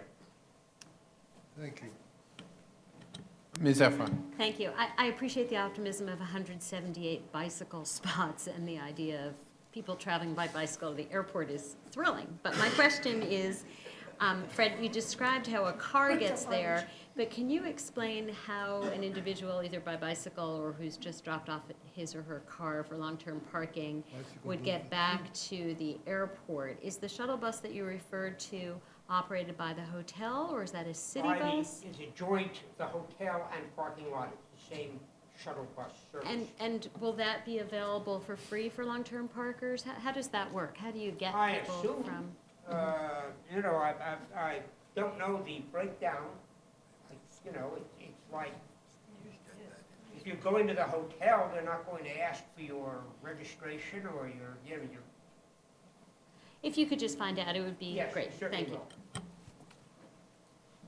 Any other questions? I have to say, I share to some extent Commissioner Cantor's concern about the impact on the residential community, and do recognize the short-term need for long-term parking, given the construction chaos that's going on at the airport now, but also recognize that the governor has proposed, as part of the LaGuardia expansion, direct train access to LaGuardia, which would greatly reduce the need for long-term parking. And so, I would be sort of inclined to impose some sort of time limit on the special permit, which we've done in the past, in order to review this in the future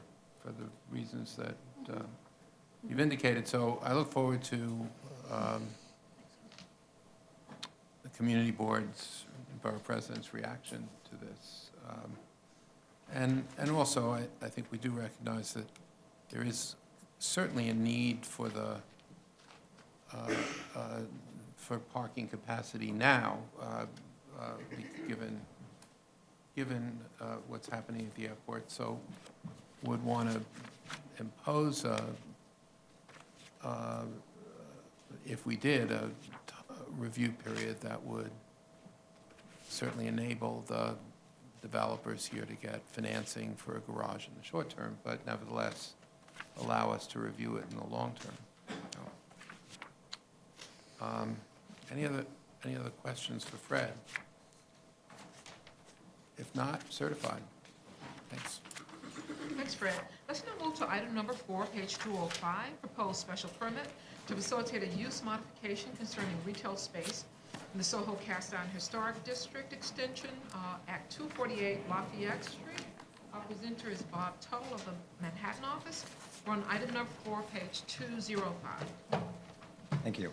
Good afternoon, Chairman Weisbrod, Commissioners. This is a private application for a special permit to facilitate the continued retail use within an existing building at 248 Lafayette Street, located in the Soho Cast Iron Historic District in Manhattan Community District 2. The special permit is pursuant to Section 74711 and would allow the modification of use regulations in the M1 5B zoning district. The Landmark Preservation Commission approved the proposed project in October of last year. The project site is on a through-block lot, shown here in the middle of the screen and then also blown up over here. It has frontage on Lafayette Street and Crosby Street and is between Prince Street to the north and Broome Street to the south. I'm sorry, Spring Street to the south here. Broome Street's further down. The surrounding area within a 600-foot radius can generally be characterized as two distinct areas separated by Lafayette Street. East of Lafayette Street, over in this area, is commercially zoned as C61, C62, and C63 districts. The area is of a predominantly mixed residential commercial nature, with ground floor retail and residences that occupy the upper levels. The buildings are characterized as having strong street walls and generally range in height from 2 to 7 stories. West of Lafayette, which includes the project area, the area is zoned M1 5B. This has a maximum manufacturing and commercial FAR of 5.0 and a maximum community facility FAR of 6.5. Land use in the area is predominantly commercial and mixed residential commercial with manufacturing uses interspersed. Use group 6 commercial and retail uses are not permitted as of right below the level of the second story. The buildings are characterized as having strong street walls and generally range in height from 2 to 15 stories. The entire block on Crosby Street side of the project the entire block front on the Crosby Street side of the project site is comprised of ground floor retail. The high volume of ground floor retail extends from Crosby Street all the way from Broome Street up to Houston Street. On the Lafayette side, the majority of buildings contain ground floor retail as well. This is the case on both the M15B and the C62 districts. Approximately 82% of the area between Crosby Street, along Crosby Street and Lafayette Streets, between Broome Street and Houston Street, does have ground floor retail at this present time. Within the surrounding area, the Commission has approved a number of applications to allow use group 6 retail uses. The closest examples are the adjacent building to the south at 79 Crosby Street, and then across the street at 88 Crosby Street. The project site was constructed in 1900 and built in the Renaissance Revival style. The total lot area is 3,450 square feet, and the lot area is improved by a 6-story and cellar building.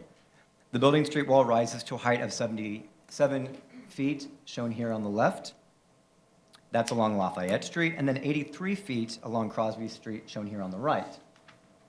The building is wholly within the M15B district and contains approximately 18,855 square feet of zoning floor area for an FAR of 5.47. The degree of the pre-existing FAR noncompliance will not be increased as part of this application. The building is a co-op building with 6 owners of the JLW QA units, which are located partially on the ground floor and then through the entirety of the remaining 5 floors. The applicant became a co-owner of the remaining portion of the ground floor and a portion of the cellar floor in October of 2013. At the time of purchase, the space was unlawfully occupied as a residence and art gallery.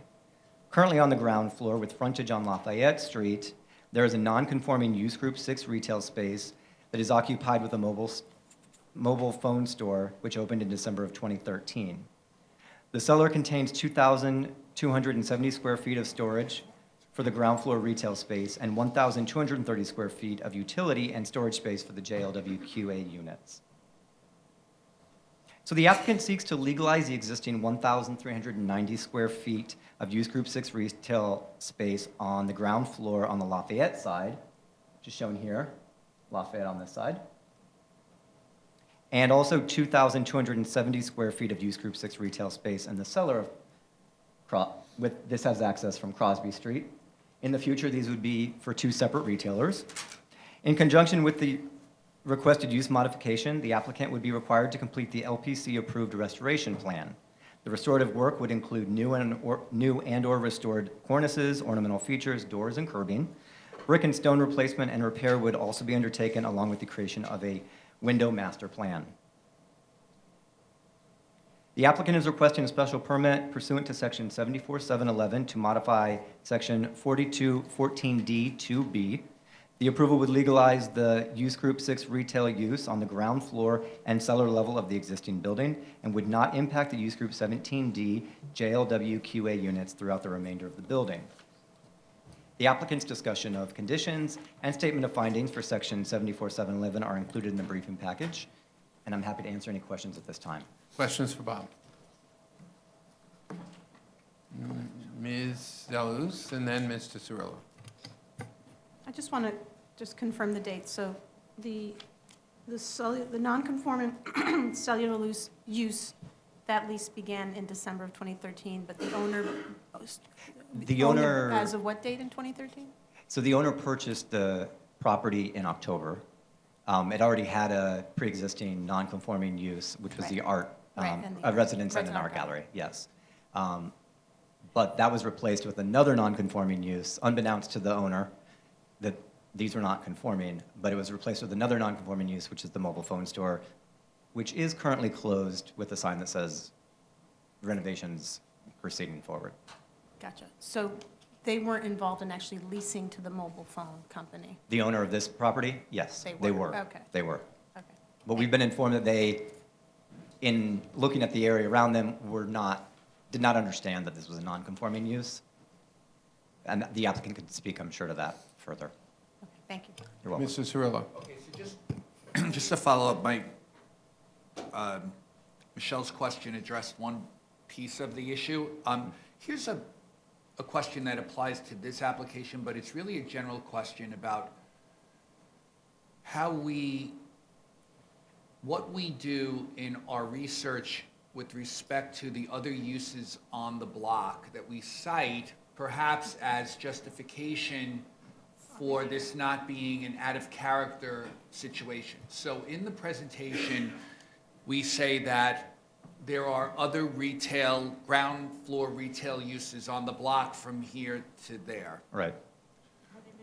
Do we know if they're conforming or non-conforming? Or is it possible we're using the existence of an otherwise non-conforming use to support creating conforming uses that are really not in character because the use shouldn't be there, that we're using as an example of why it's okay for this use to be there? Right. Again, so it's about this, but it's really a bigger picture Yeah. issue?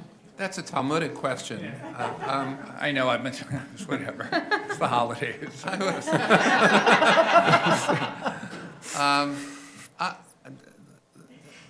I'll let Bob respond, but I'll give as you know, we are engaged at the moment in a review of Soho, NoHo zoning altogether, and the tremendous inconsistencies and contradictions that both within the zoning and current practice that we've seen. So one goal of that study is to obviously try to rationalize this quilt of regulations. I will say, and I think we can say preliminarily, that we're working closely, obviously, with the Borough President's office and with the Council Member's office on this. Preliminarily, our research indicates that there are very, very, very few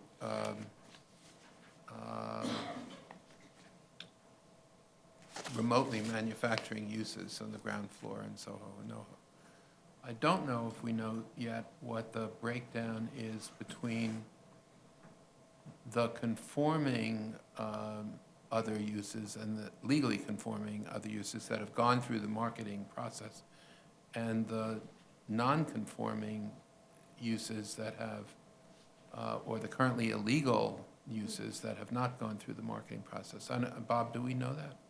I'm not sure, but I can check on that. Right.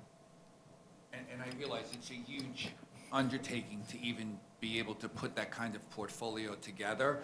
I just wondered if there was any basic review beyond the visual assessment of what's happening on the street, whether or not we were able to match that to what was legal now. But it'd be interesting to see how. Yeah, and if we have that data already, we'll get back to you. I think it's fair to say, and Bob can correct me if I'm wrong on this, but there are probably less than a handful of manufacturing uses on the ground floor in Soho and NoHo. But what the breakdown is between those uses that have been legalized through the process and those that simply did not go through the process, I don't know if we know yet. Thank you. Thank you. Any other questions about this? It's not certified.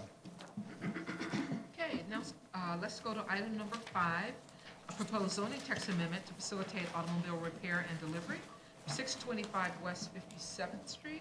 Our presenter is Jamie Rohal, and I believe Commissioner Cerullo? Oh, this one's, yeah. I believe you're recused on this one. It's a red letter day for Commissioner Cirillo. Red letter is D. Oh, yeah, again. Hi, good afternoon.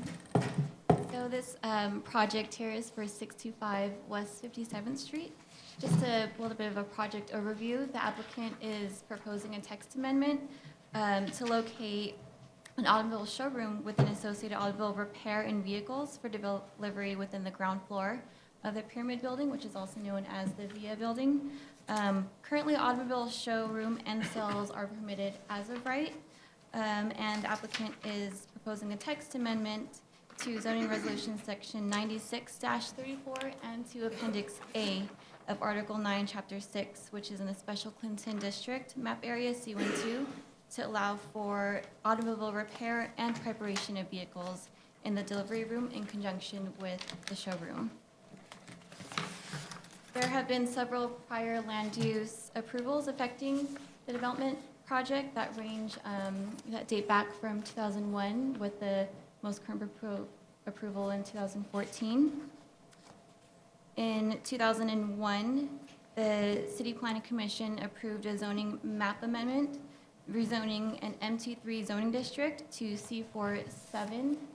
As you can see here, this is the project site here, and this is the area of the C47 district. The Planning Commission also approved several special permits pursuant to the zoning resolution, and these include modification of the height and setback regulations. It also allowed for commercial uses and portions of the project area to be located at the same height or higher than certain permitted residential uses. And this also allowed for a 399 space attended below grade parking garage to be located in the building mid portion of the project block, which is located along here in 57th Street. And they also allowed a 239 space intended parking garage located on the second floors and the ground floor of the building of the western portion of the project block, which is here on the corner of 12th Avenue and 57th Street. In 2004, the City Planning Commission approved minor modifications to the 2001 special permits just described to consolidate 3 curb cuts along West 57th Street. And also under the revised plan, there was a residential option that was put forth, and this was selected as part of the 2001 plan. And subsequently, the 59.7 unit Helena apartment building with ground floor and retail space was also modified. And the Helena project is also located right here on 57th and 11th Avenue. In 2012, Durst Development applied for several land use actions to facilitate development of a new mixed-use building within the proposed development project. This included a modified pyramid-shaped building known as the Pyramid Building, and which is now marketed as the Via Building, with an internal courtyard located in mid-portions of the block. Additionally, the applicant sought permission to redevelop the northeast corner of the project area, which is located here on 11th Avenue and 58th Street, with residential and retail uses. And in 2012, the Planning Commission approved several actions, which included a zoning map amendment to change a portion of the project site along West 58th Street from N15 to C62, which is what it's zoned right now, as you can see here. They also approved a special permit for a attended accessory parking garage for 285 spaces, and they also modified the general large-scale plan, as well as bulk modifications and a modification to the existing restrictive declaration. In 2014, the Planning Commission approved a number of actions affecting the site at 606 West 57th Street, which is adjacent to the project site located here, which is on C47 on 57th and 11th Avenue. These actions included rezoning that project site of the area from M15 and M23 zoning districts to C47, which is what it's zoned today. These also included modifications to allow for inclusionary housing, as well as to permit auto showroom and with cooperation of automobile and accessory repair facilities, which is what is being proposed right now, and it's currently under construction. The project site that is under review right now, 625 West 57th Street, is located on the north side of West 57th Street here, highlighted in this rectangle in red, between 11th and 12th Avenues. It's split zoning between C47 and C62 zoning districts within the Special Clinton District. The surrounding land uses are characterized by a mix of industrial and manufacturing districts with high-density mixed-use commercial and residential uses, in addition to public facility and institutional uses. The western portions of the Pyramid or Via Building are currently being developed pursuant to the 2012 approvals that were previously described. Once completed, the 31-story Pyramid Building will include 716,954 gross square footage of residential units, 43,336 square footage of retail, and 285 parking spaces. In the northeastern portion of the project area, which is here on 11th Avenue and 58th Street, highlighted in purple, there is approximately 178,000 mixed-use building that is currently under construction. On the southeast corner, as I mentioned before, the Helena Building is a 38-story, 597 residential unit apartment building with approximately 12,000 square feet of ground floor retail and 100 parking spaces, which is already built out and occupied. The uses in the surrounding area include several automobile dealerships and motor vehicle uses. Automobile Row, which is located on the corridor of 11th Avenue between the 40s and 50s, reflect, dealerships and automobile servicing and repair facilities. Existing dealerships with repair uses in the area include the Mercedes dealership located at the base of a residential building. It's located on 11th Avenue between 53rd and 54th Streets. You can see at the bottom here on the map. There is also the development project that's currently under construction, 606 West 57th Street, that has residential and automobile repair and automobile showroom components located here. And lastly, there is 605 West 47th Street, which is also residential with automobile repair and showroom components as well. Directly to the north of the project is the Con Edison facility located here. And to the south of the development is the Riverside South Development, which extends from West 59th Street to West 72nd Street. To the south, directly to the south of the site is the New York City Department of Sanitation garage, as you can see here, is zoned M15. and 3 blocks to the site is the DeWitt Clinton Park. To the west of the project area is a portion of the Hudson River Park and 3 piers in the Hudson River. To the east of the project area is the Clinton community, which hosts a mix of mid and high-rise residential buildings. The area is served by subway lines, the A, B, C, D, and 1 subway line, and are accessible at the 59th Street Columbus Circle Station. It also is served by the M12, M31, and M57 buses on 57th Street. Here are a few pictures of the project site conditions. Here is a view of the corner on West 57th Street and 11th Avenue. This is showing the Helena building, and as you go further west along 57th Street, you will access the Via Pyramid building here at the end of the street.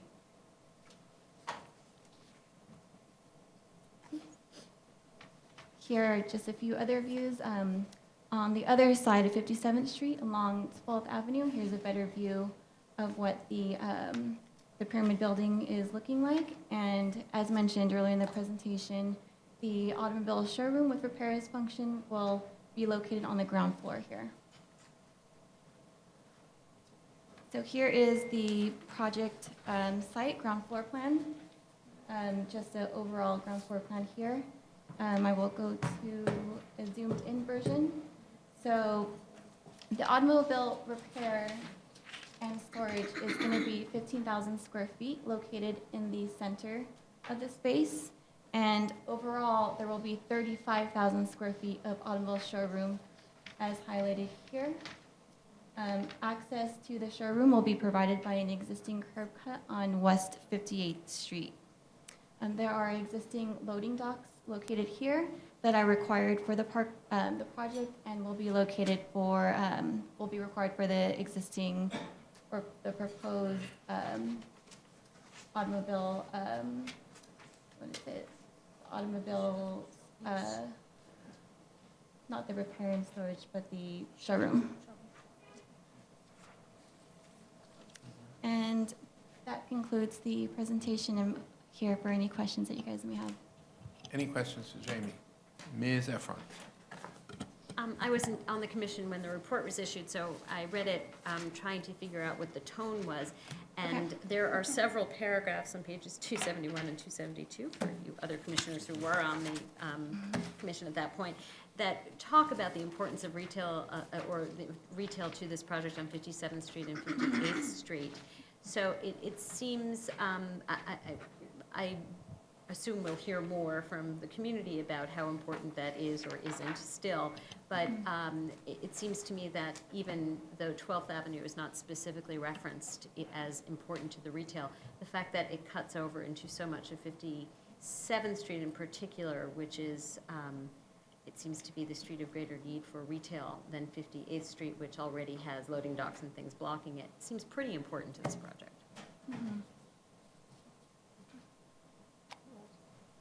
Any other comments?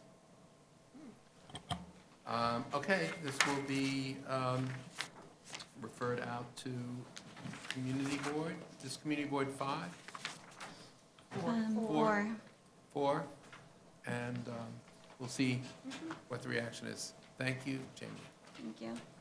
Jamie also has the next item, which is item number 6, page 281, proposed authorization to renew a previously approved special permit to facilitate the continued operation of an attended public parking garage at 110 East 16th Street. Welcome back again.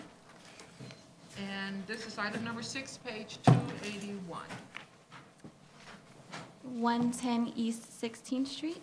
The applicant is seeking authorization to renew a previously approved special permit to operate an attended parking garage pursuant to section 11-411 of the zoning resolution. Just some back history on the project. On August 1960, pursuant to section 21F of the 1916 zoning resolution, the City Planning Commission granted a 25-year special permit to allow an 8-level parking garage with a capacity of 154 vehicles. The City Planning Commission then modified this previously approved special permit to allow an enlargement to the garage to include a 9th level and roof parking, which was adopted in 1961. Subsequently, the City Planning Commission approved 3 extended periods of continuance of one or more terms for not more than 10 years each, and this occurred in August 1986 for an 8-level parking garage for up to 150 cars, November 1997 for 196 spaces and 8 reservoir spaces, and the last authorization of renewal was in July 2007 to allow for continued use of the attended parking garage with a maximum of 196 spaces and 8 reservoir spaces. The project site is located at 110 East 16th Street, located on the south of East 16th Street between Union Square East and Irving Place. As you can see here, outlined here. The surrounding land uses are characterized by high-density mixed use and residential uses, in addition to public facility and institutional uses, with building heights ranging from 2 to 29 stories. To the west of the project area is Union Square Park, as you can see here. And directly to the north of the project is the city's Human Resource Administration building, directly across. And the Darrell Roth Theater and the Lee Strasberg Theater and the Film Institute are located to the south of the project. Washington Irving High School, Gramercy Arts International High School are also located to the east of the project.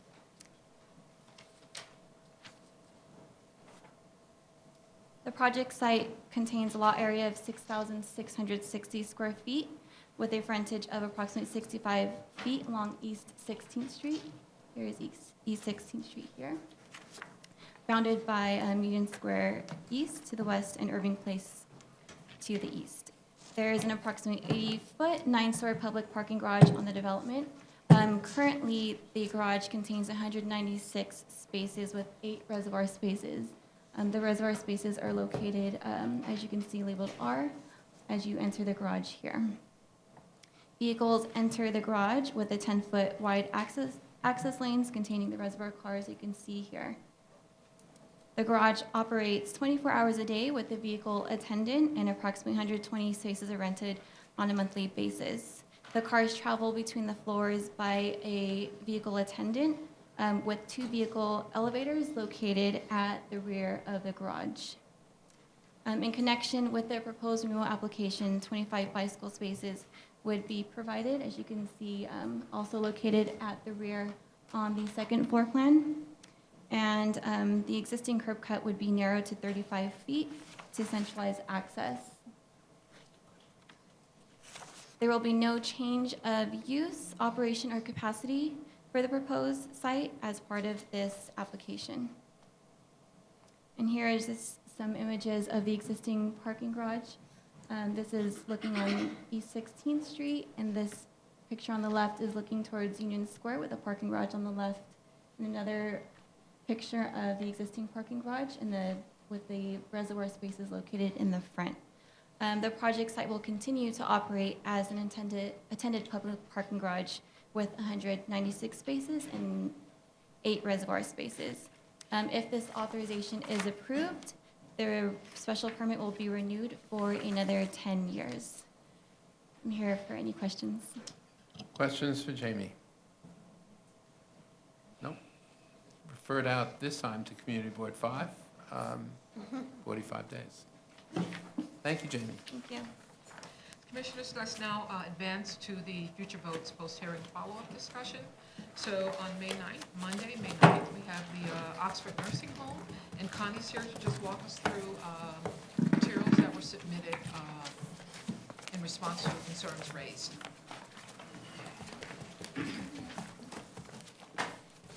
Good afternoon. Both during and subsequent to the public hearing that was held on March 30th, a number of questions and requests for information have been posed related to this application. In response, the applicant has provided a number of materials for the Commission's consideration, including the following: an evacuation plan for the existing facility currently located in Fort Greene, Brooklyn, a summary of anticipated revisions that will be made to the existing evacuation plan to reflect the proposed new building and site-specific conditions, a transportation analysis focused on evacuation procedures for the proposed development, a flood mitigation assessment report and related correspondence from the consulting firm Videris, which includes an evaluation of the requirements for flood elevation and flood-proofing measures in accordance with applicable code requirements, a letter from the administrator of Oxford Nursing Home describing the facility's experience as a receiving facility during and after Sandy. Clarification on the applicability of Executive Order 11988 to the proposed development, the rationale behind the site plan, documents related to the certificate of need that was issued by the New York State Department of Health for the proposed development, rationale to support the viability of the proposed ambulatory diagnostic and treatment facility and a letter of interest from a medical provider, an explanation of the facility's admission policies and practices, an explanation for the projected staffing levels of the proposed development despite the decrease in the number of nursing home beds, an explanation for why zoning districts that were proposed by the borough president in his letter of recommendation would not support the development of the proposed nursing home, and a copy of the letter that was submitted to the community board addressing comments and questions made at the Land Use Committee's December 3rd, 2015 meeting on the proposed development. On April 11th, one of the questions posed by the commission pertained to the city's stance towards locating or relocating nursing home beds to the flood zone. After Sandy, the previous administration developed an approach regarding healthcare facilities, which was documented in the New York City Special Initiative for Rebuilding and Resiliency, or the SIR report, which was released in June of 2013. The SIR report focused on preventing the need to evacuate by making improvements to healthcare facilities in the flood zone to ensure that they could continue to operate. The city recognized the State Department of Health as the licensing entity responsible for ensuring the health and well-being of facility occupants. The city established more stringent building code requirements for healthcare facilities that were located in the flood zone, including nursing homes. For example, they're required to comply with the 500-year flood elevation, protect all building systems, and have emergency generator hookups. After Sandy, the state imposed a temporary moratorium on the construction and major renovations of healthcare facilities in flood-prone areas. A committee was formed by the State Department of Health and the Public Health and Health Planning Council to study and make recommendations on this issue. The discussion included the consideration of questions including, is it acceptable to have the frail and elderly population of New York City living in evacuation zone 1, and whether or not land uses should be limited in flood-prone zones. The committee's final recommendation in a report issued in October of 2013, of which you were provided a copy, was that the moratorium should be lifted in its entirety across the region and all evacuation zones in the state. The committee felt that if the facility operators were willing to address risks and mitigate, there was no reason to continue considering restricting of land use. Happy to take any questions. Any questions for Connie?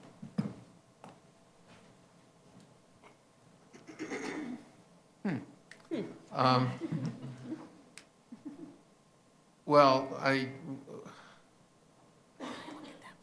don't know if you've all had a chance. There's a lot of information that's been submitted over the last few days. I don't know if you've all had a chance to review it yet. I've reviewed some of it, but not all of it yet. So I think we will be making a staff recommendation in the next several days on this. I thought it was an unusually interesting public hearing, to be sure, and this raises several challenging questions on both sides of this issue. On the one hand, we have a shortage of nursing homes, nursing home beds, and a shortage of nursing homes. And one of the goals of ZQA, as you will all recall, was to allow more to be created. So the opportunity to create a one that by all accounts would be both resilient and modern is certainly something we can't and shouldn't ignore. And at the same time, we are also quite familiar with the history in Red Hook for a vulnerable population and the suffering that the people in Red Hook experienced during Sandy, and so I think we have to be particularly careful going forward here. Connie, I did have one question for you. With respect to the ambulatory and diagnostic center, who would be served by that? Do you know? I think in the materials provided, it's kind of two-pronged. One is to serve the residents of the nursing home, as well as being open to the public, which would be primarily for the residents of Red Hook. Thank you. Ms. Delos? I appreciate all the follow-up. I think the question that kind of sticks in my head still, especially from the hearing, and I don't know if we verified if this is accurate or not, when the woman who testified said that currently 11% of all nursing home beds are in a flood zone, and if this were to happen, then it would increase to 13%. I guess my overall question goes to public policy, whether or not we want to, is there a threshold? I mean, at which point the public feels we shouldn't cite any more of those kinds of facilities just because of if an incident were to happen and people had to be relocated, of the stress that would cause either on the residents or those existing facilities. And I get that people put contingencies in place and agreements in place to accept patients. I totally understand that. I just didn't know if we had a sense that what is the maximum capacity? Is 12% the maximum? Is 11%? Is it 20%? Like, I don't know. And I'm not so sure we still have the answer to that question. As far as I know, there is no specific threshold that's been kind of a part of those conversations of what number is too much or, okay. I'm not actually, to that question, Commissioner Delos, I'm not convinced that's the right metric to look at the percentage of nursing homes currently or in the future in flood zones. On the one hand, and the fact that the State Department of Health has lifted the moratorium on both substantially rehabilitating and siting new nursing homes in flood zones, leaving it as they did to local authorities to make that decision on land use grounds. I think sort of leaves the question sort of open to a land use determination rather than a percentage. And I think that also, certainly in my mind, there's a difference in the existing nursing homes and siting new nursing homes in flood zones. And also, I think, a recognition that there's a vibrant Red Hook community today, and we want to make sure that that community gets the best services it can, and not be in a position where we're paralyzing all new activity in Red Hook. So I think they're very tough issues to weigh, and we'll try to come up with a good and balanced recommendation for you to consider. Yes. I think your last point about the community and not basically putting a giant caution tape area around Red Hook is really important. And I think when I try to weigh the benefits here, I keep thinking about the fact that post-Sandy, the city has come up, including the department, has come up with some really important measures about building new and building back that really do address some of the issues that the current nursing homes really don't have the benefit of.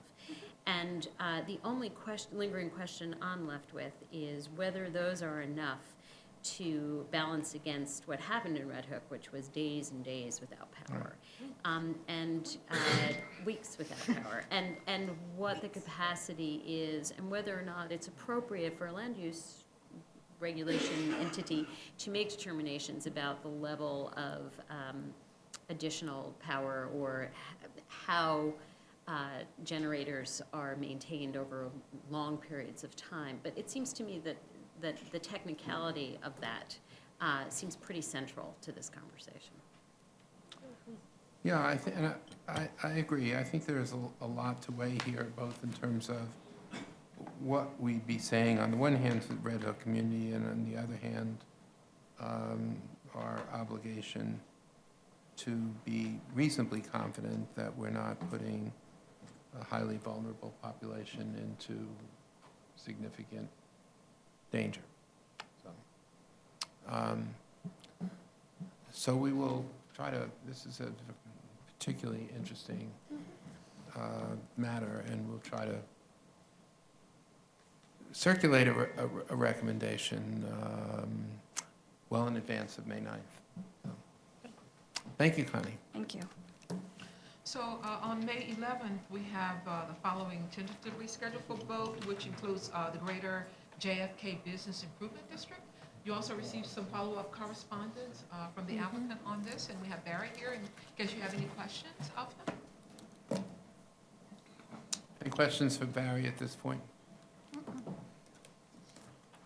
Barry, you're excused. Unless you have other items that you have in front of us. Change the name from Greater JFK. And similarly, we have one Flushing, which is a UDAP disposition zoning map change, zoning text change, to facilitate mixed-use development, positive public hearing. Hank Kelly's here in the event there are any follow-up questions, but if not, staff will be preparing a favorable report.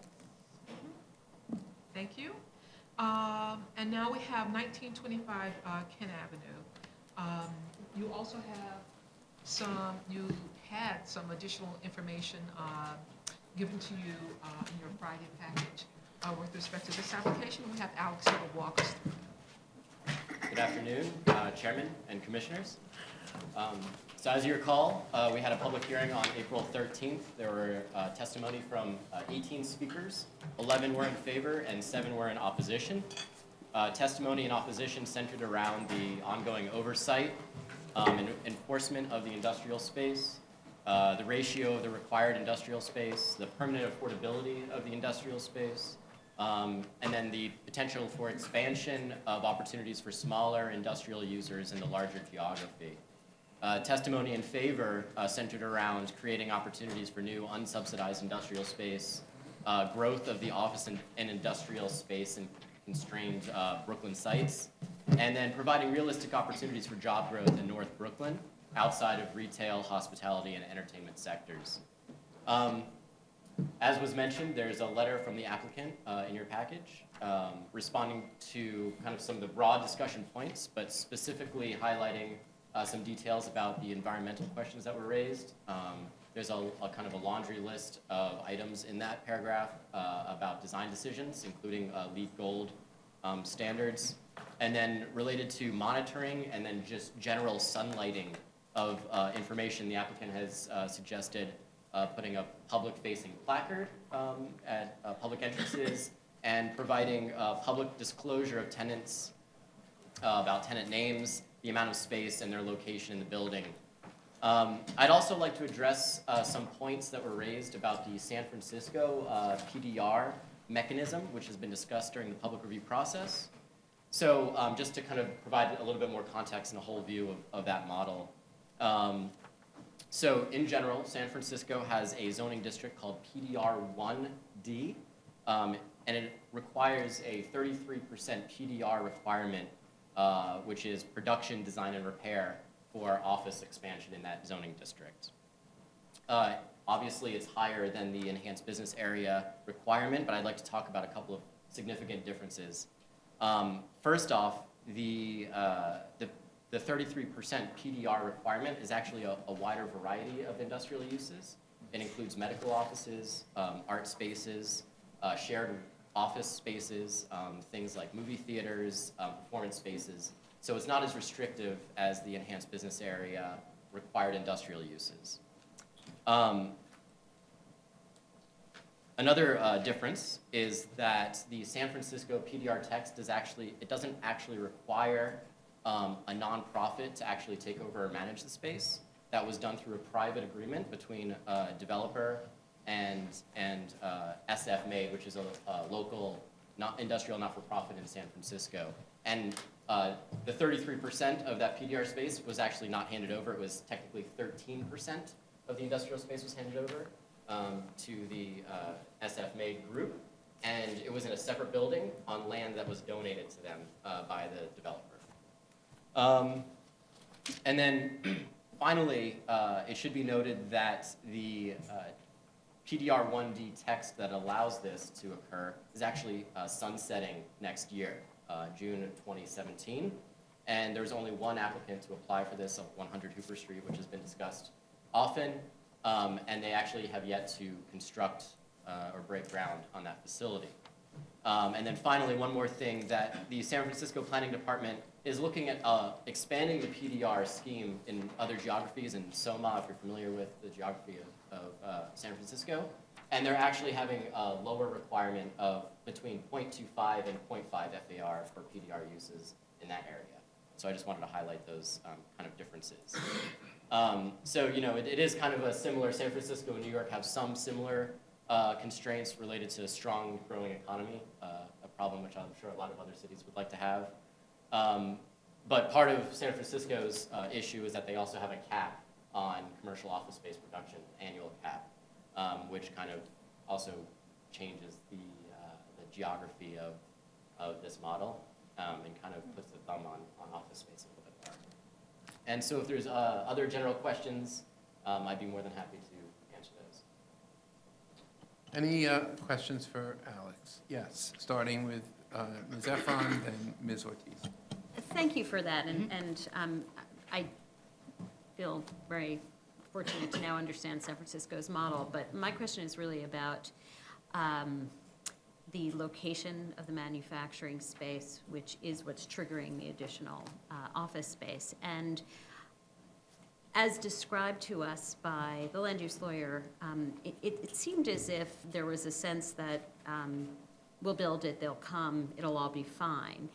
And I think that lends itself to a triple net lease building, maybe like a separate building within a complex that has office space, rather than a space that's integrated, that by their own admission, there was some idea that they could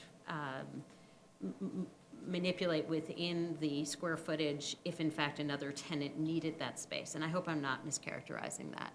I understand that there would be a floor plan, that's a site plan that's attached to this proposal, but nonetheless, that concerned me that perhaps that wasn't the best way to actually have successful manufacturing space. So it's probably too late in the game for this particular project, but the idea of a standalone triple net lease space with its own devoted loading dock or some sort of spaces that really could be operated by a manufacturer or in fact a nonprofit if one made sense with the developer, seems like something just the department should look at going forward. Thank you. Ms. Ortiz.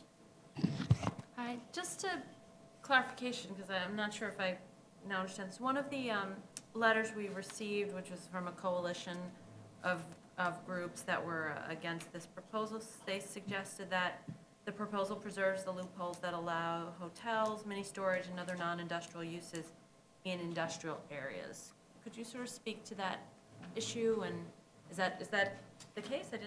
I think they're probably referring to as of right M use groups, which in M1 are not districts excluded here. They're not excluded in the underlying M1-2 district. And I think, paraphrasing what they're saying is that we should be changing those underlying use groups. Mm-hmm. So the enhanced district does nothing to change the underlying use group? It does not touch the underlying M1-2 district. Okay, thank you. I would just note that the administration and the department are committed in IBZs, of which this is one, to modifying zoning so as to require a hotel special permit in the M1 IBZs and also restrict self-storage in the M1 IBZs, so, or in the IBZs. And that's a time commitment that is Also, I don't, Anita or Poinema, that time commitment is, I believe we have to, by this fall? By this fall. So it trails this by a little bit, but would apply in both the, this IBZ and all other IBZs. Okay, so we wouldn't want to put that exception in here because we have something that's coming that we'll address. Well, I think it's now out of scope first, put it in It's- here. okay. But the bonus space part of this would, so it would only be up to the 2 Oh, FL. okay. That's true, I didn't clarify that. So not only the required industrial space would have those use restrictions, but any additional bonus square footage would also have additional restrictions that would not allow hospitality, retail, entertainment, self-storage, things like that. Okay, great, thank you.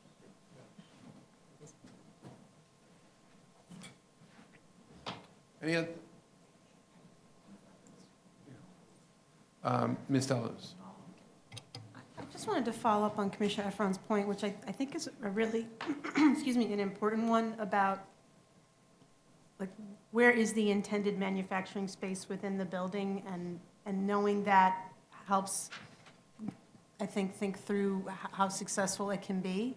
And it seems that this development team is open on that question isn't actually answered. And so, to the extent that there's knowledge, I think that helps this idea be successful. It would be helpful for us to, I think, express that.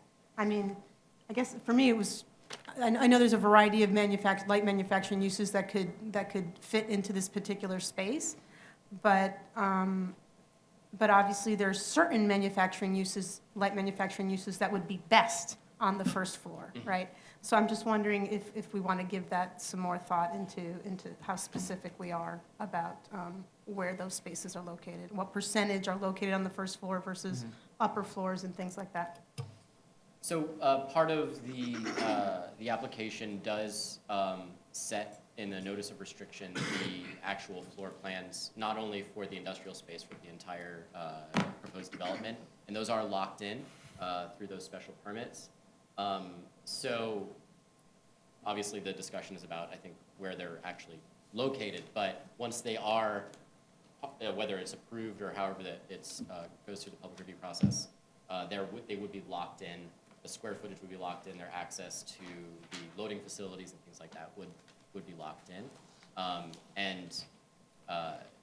think part of what is reviewed in the special permit by the commission also, there is an inherent kind of restriction on the underlying M12 uses as well, because what you're seeing before you, it obviously isn't a hotel or entertainment use, and so what you're reviewing is, one of the strengths of the special permit is what would come out at the other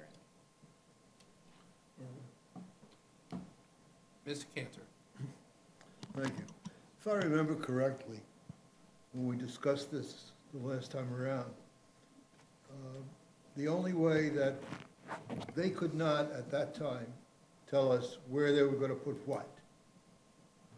And I made the observation that if they're not going to tell us where they're going to put what, which makes sense, then logically they're going to have to design a building and the floors for the highest anticipated reasonable loads in the future. So you can mark out all you want until it goes to Grubb and Ellis or another realtor. And at the end of the day, the marked out area may or may not be consistent with the need. I think it's unrealistic to suggest, we do these things in buildings. We'll show a 100-pound live load area here and a 100-pound live load area there. But that's for special bespoke buildings. But when you have a building that's not bespoke, he's either got to design for a chosen number, or he just locks himself up. It just doesn't make sense.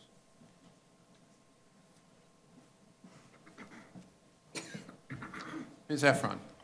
I think part of the confusion is that occasionally the space was referred to as maker space, occasionally their space was referred to as manufacturing space, and as far as I can tell, those are very different spaces. So the what the architect described as an appealing 16-foot ceiling may be great for makerspace. Most manufacturers don't use 16-foot ceilings. It just doesn't work.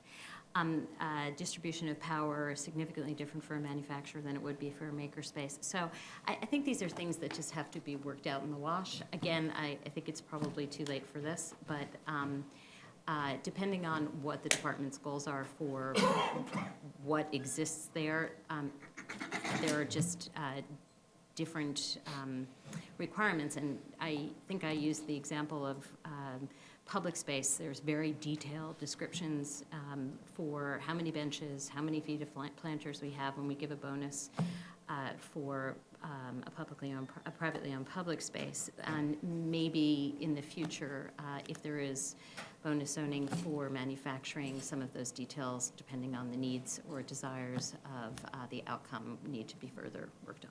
But Cheryl, a public space is more likely to be maintained for the life of the building. I think everyone is hoping that the manufacturing space will be successful and maintained for the life of the building, too.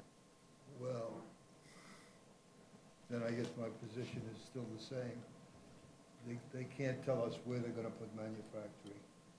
In their own interests, they're gonna have to design floors somewhat higher than the code may require. If they're willing to do that, fine. So I think just on that point, I mean, part of the site plans at least narrow it down to the second and third stories. And the applicants have stated in their letter about the understanding of needing the extra wide column spacing and pound per square foot loads. While they haven't identified that detail that I think that you're looking for, or I think that you're looking for, we do have a general sense of where they're located. Ms. Delausse and then Mr. Eady. I just wanted to circle back on a couple points that came up during the hearing, where there was this discussion about this being a pilot or an experimental, and the whole point about, certain block radius, and that allows for 3 projects. I'm just wondering, if that's our intention, and I'm maybe going back to the, prior hearings, when we did the micro units, for instance, we had a really lengthy conversation about how to evaluate the success of the micro unit experiment. And I'm just wondering, are we thinking of putting similar things in place here so that we know whether, what is it we're trying to achieve? At what point do we think we've achieved it? At what point, how will we know if we are on the mark in this regard? I mean, I think, excuse me, losing my voice today. We're obviously, this is a worthy endeavor, and I think this is something that people have been raising, but I think because it is new, I'm not so sure we know exactly how to think about it moving forward. Good point. Mr. Eady. Regarding the manufacturing space and the question of where they're located, if I remember correctly, there is some flexibility for them to either upfront or later on in the process to come back with modified plans to the building department to shuffle them around the building as may be necessary. So I'm guessing that the building itself is built in a flexible way in order to accommodate them in different locations. But also, I think this is one of those situations where, not knowing who the users will be today or where they want to be in the building, what spaces are available, I think leaving that process to the developer and the market may be a preferable solution until we figure this out or as they figure it out, as opposed to, tying their hands too tightly early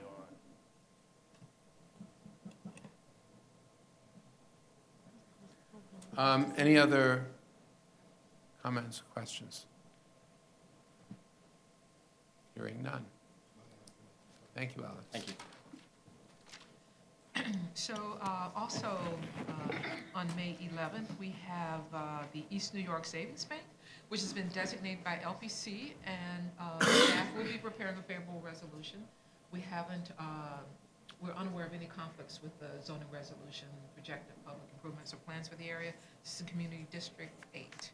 So that would be the last item on our agenda, except to just remind everyone that we do not have a public meeting on Wednesday. As a reminder. Thank you. That's a bonus, sort of commission bonus. Before we adjourn, I want to go back to Oxford Nursing Home for a second and just ask all of you if we've been provided with a host of data from, in response to the questions that were asked at the hearing, and I just wanted to ask if there's any other information that would be helpful to you that we have not gotten. Ms. Efron. I apologize, I haven't gotten through all the material yet that we've just been given on it, but if anyone who has been, can tell us whether or not the number of days their generator could exist, or what the mechanism is for replenishing the generators. I don't know, but we'll For get it to time. you. Okay.